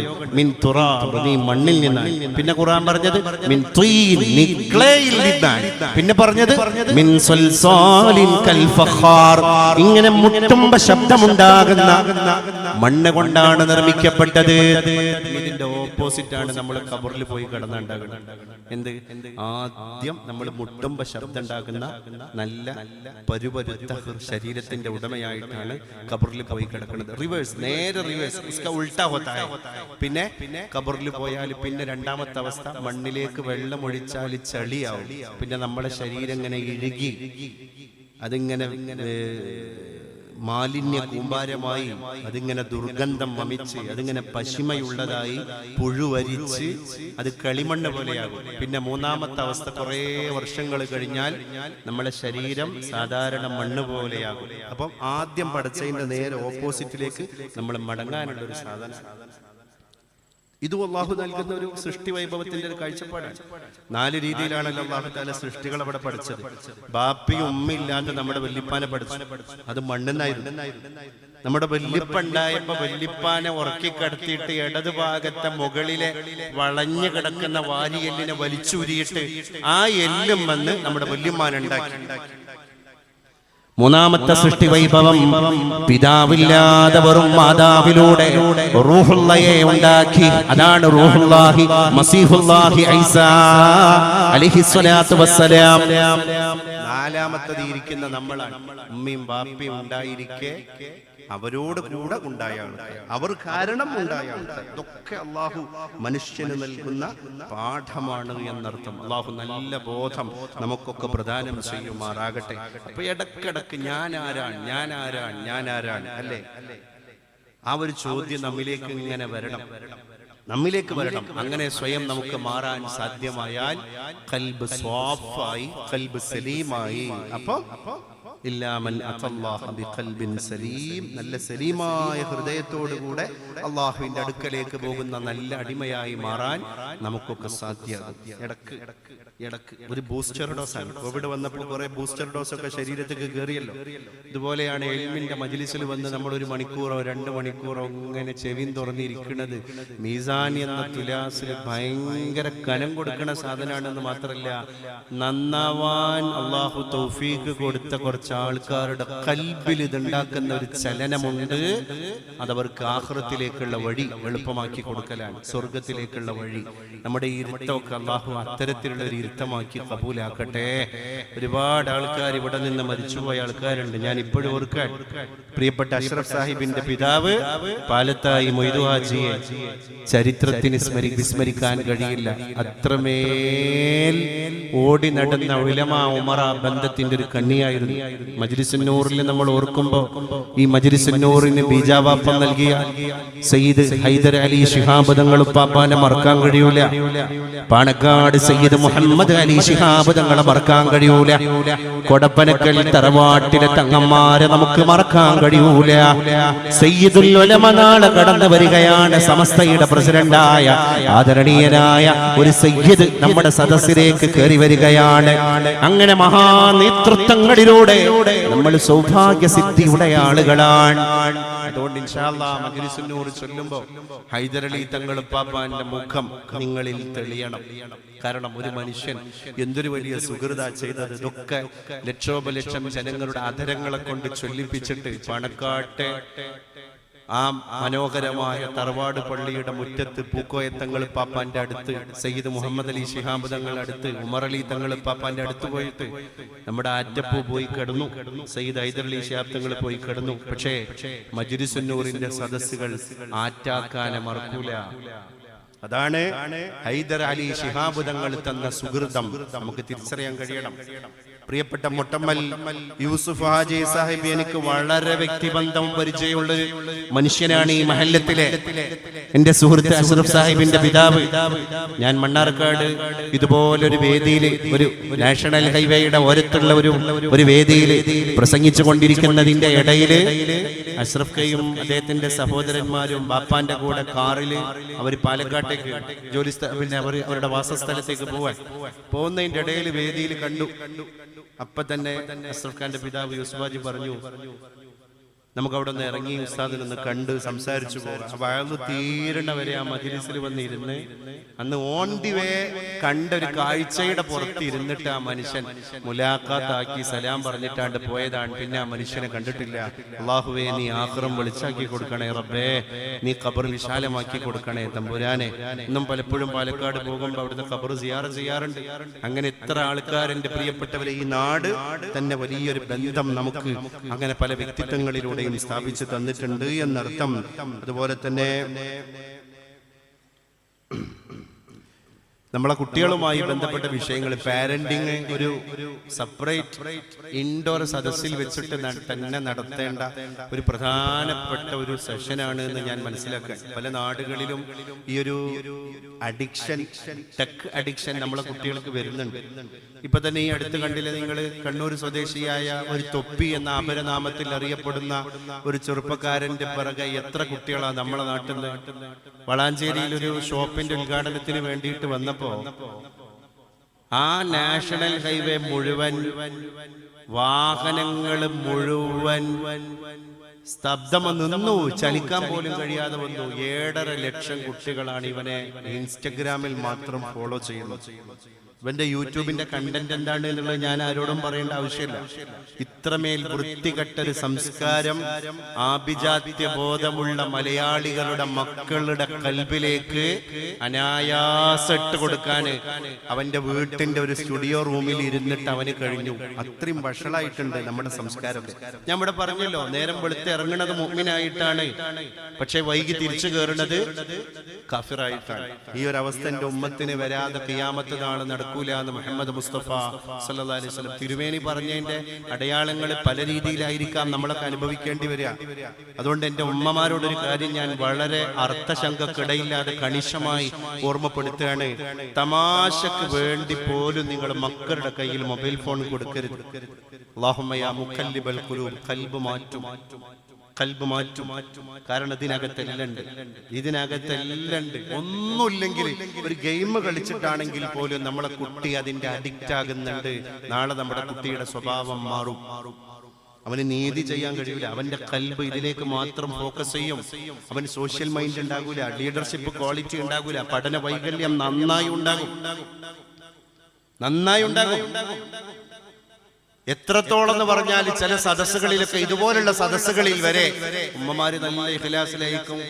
കുട്ടികളെ ശല്യം എന്താണ്, മാറി കിട്ടിയോട്ടെ എന്നാന്ന് ഒഴിഞ്ഞിരുന്ന് വയത് കേൾക്കാലോ എന്ന് വിചാരിച്ചിട്ട് കുട്ടിന്റെ കയ്യിൽ സ്മാർട്ട് ഫോൺ കൊടുത്തിട്ട് ഈ പോണ വൈക്കാണ്ട് പോയിക്കോ, സമീന ബാത്തന ഉഫ്രാനക റബ്ബന, ഞങ്ങൾ കേട്ടു അനുസരിച്ചു എന്നും പറഞ്ഞ് മക്കൾ ഇത് വാങ്ങി പോവുക. എന്നിട്ട് പല ഇൽമിന്റെ സദസ്സുകളിലും മക്കൾ ഗെയിം കളിക്കുന്ന അവസ്ഥ വരെ പല നാടുകളിലുണ്ട്. ചിലപ്പം സൂക്ഷ്മമായി അന്വേഷിച്ചാൽ ഈ പന്തലിന്റെ ചോട്ടിൽ തന്നെ ഉണ്ടായേക്കാം. പക്ഷെ എന്റെ ശുഭാപ്തി വിശ്വാസത്തിന്റെ പുറത്ത് അങ്ങനെ ഇല്ലാന്ന് ഞാൻ വിശ്വസിക്കാൻ. അപ്പൊ അങ്ങനെയാണ് സ്ഥിതികളൊക്കെ. നമ്മൾ ഒരു അഴകുടമ്പൻ സമീപനം സ്വീകരിക്കാൻ ഇതിന്റെ ആഫ്റ്റർ എഫക്ട് എന്താണ് എന്നുള്ളത് പലപ്പോഴും നമ്മൾ തന്നെ ആലോചിക്കാറില്ല. ഈ മക്കളെ ഈ നിഹാലിന്റെ ഈ തൊപ്പി എന്ന് പറയുന്ന കക്ഷിയുടെ 7.5 ലക്ഷം ഫോളോവേഴ്സിൽപ്പെട്ട മക്കളിലെ പ്രായം ഏജ് ഗ്രൂപ്പ് ഏതാണ്? 12, 13, 14 വയസ്സാണ്. ഈ കുട്ടികളോട് മാധ്യമ പ്രവർത്തകർ ചോദിച്ചു, നിങ്ങൾ എങ്ങനെ ഈ തൊപ്പിയെ കണ്ടെത്തിയത്? ഈ കുട്ടികൾ പറഞ്ഞു, ഞങ്ങൾ വാശി പിടിക്കുമ്പോൾ അല്ലെങ്കിൽ ഉമ്മാർക്ക് ഒടുക്കെങ്കിലും പോകണമെങ്കിൽ ഞങ്ങൾ ഒരു കണ്ടീഷനാ പറയാ, ഒന്നൊക്കെ ഞങ്ങളെ കൊണ്ടുപോവാ. ഈ കുട്ടികളായിട്ട് പോയാൽ ഉമ്മാരുടെ ഈ ഡോക്ടറെ കാണിക്കലോ അല്ലെങ്കിൽ കൃത്യമായ യാത്രകളോ ഒന്നും മര്യാദയ്ക്ക് നടക്കൂല.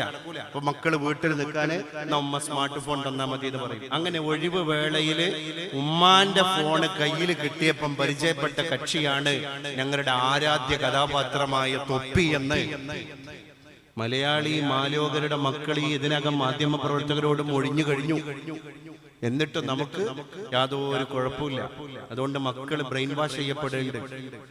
നമ്മളെ വീട്ടിലാണ് വരുന്നത്, നമ്മൾ ശ്വസിക്കുന്ന ഓക്സിജനാണ് അവർ ശ്വസിക്കുന്നത്, നമ്മൾ വെച്ചു വിളമ്പുന്ന ഭക്ഷണമാണ് അവർ കഴിക്കുന്നത്, ഒക്കെ ശരിയാണ്. പക്ഷേ മക്കൾ നമ്മളുടേതല്ലാതായി മാറുന്നുണ്ട്. ഇത് കുറച്ചു കൊല്ലം കഴിയുമ്പോൾ ഒരു നിലക്കും ശുശ്രൂഷിക്കാൻ കഴിയാത്തൊരു മഹാ അസുഖമായി മാറും. അപ്പൊ പിന്നെ എന്താ ഉണ്ടാവുക എന്ന് പറഞ്ഞാല്, ഞാൻ ഇന്നലെ ഗാന്ധി ഭവനിൽ പോയപ്പോൾ 1300 അന്തേവാസികളിൽ 600 ആളുകളും വൃദ്ധസദനങ്ങളിലുള്ള ഓൾഡ് ഏജ് ഹോമിലുള്ള വയോജനങ്ങളാണ്. നല്ല സ്റ്റാറ്റസും നല്ല പ്രൊഫൈലൊക്കെ ജീവിതത്തിൽ ഉണ്ടായിരുന്ന ആൾക്കാർ, ഒരു ദാരിദ്ര്യ പശ്ചാത്തലമുള്ളവരല്ല അവിടെ കൂടുതലും. പിന്നെ ബ്രാഹ്മണ കുടുംബത്തിലെ ഒരു അമ്മയെ കണ്ടു ഇന്നലെ. ആ അമ്മ ഇങ്ങനെ കൈക്കൂപ്പിയിട്ടാ നിൽക്കുന്നത്, ഇങ്ങനെ കൈക്കൂപ്പി. നല്ല വെളുത്ത ഒരു തറവാടിത്തുള്ള ശാലീനയായ ഒരു ആഢ്യത്തുള്ള ഒരു അമ്മ. ഞങ്ങളെ കണ്ടപ്പോ കരഞ്ഞു.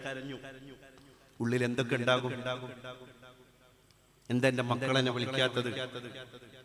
ഞാൻ കൊഞ്ചിച്ച് കളിപ്പിച്ചിരുന്ന എന്റെ പേരക്കുട്ടികളെ എനിക്ക് കാണണ്ടേ? അമ്മയുടെ മനസ്സിൽ എന്തൊക്കെ നൊമ്പരങ്ങളുണ്ടാകും.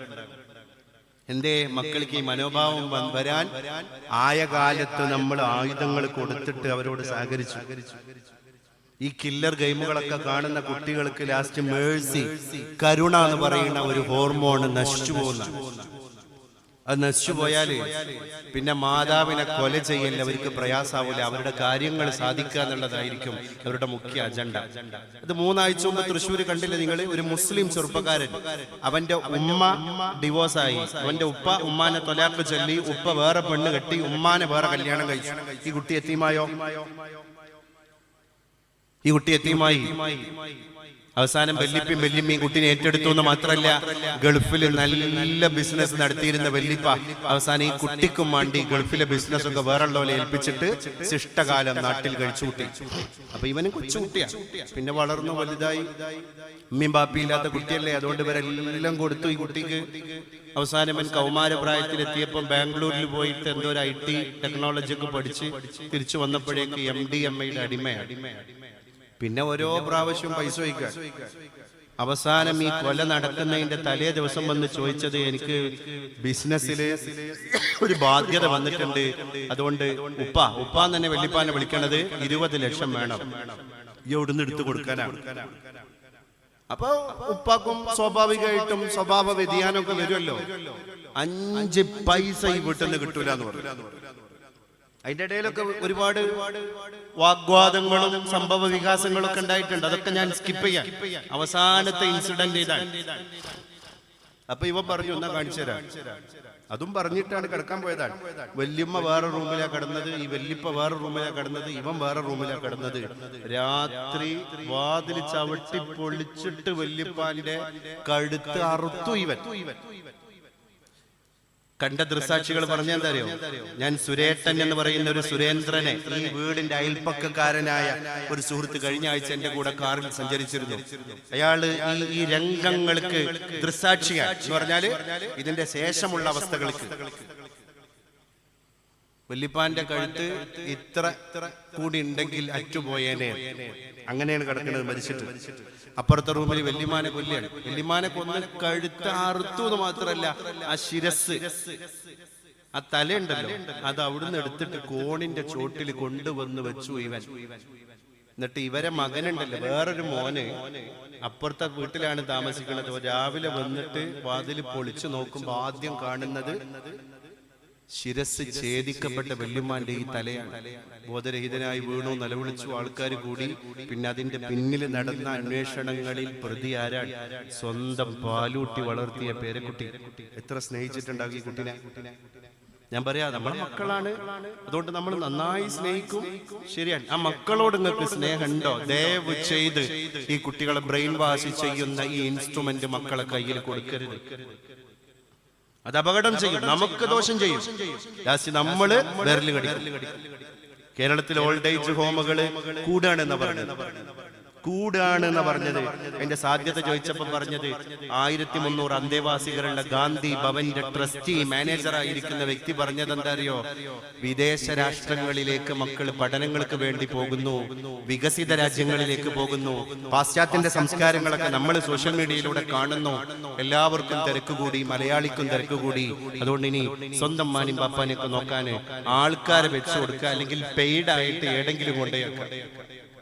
വല്ലാത്തൊരവസ്ഥ, അതിദയനീയമായ അവസ്ഥയിലേക്കാണ് നമ്മുടെ നാട് പോകുന്നത്.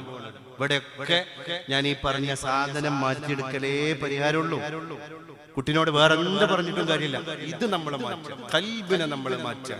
അതിനാണ് നിസ്കാരം, അതിനാണ് ദുആ, അതിനാണ് മജ്ലിസുൻ നൂർ, അതിനാണ് തൗബ, അതിനാണ് പ്രാർത്ഥന, അതിനാണ് ആത്മീയ സദസ്സുകൾ.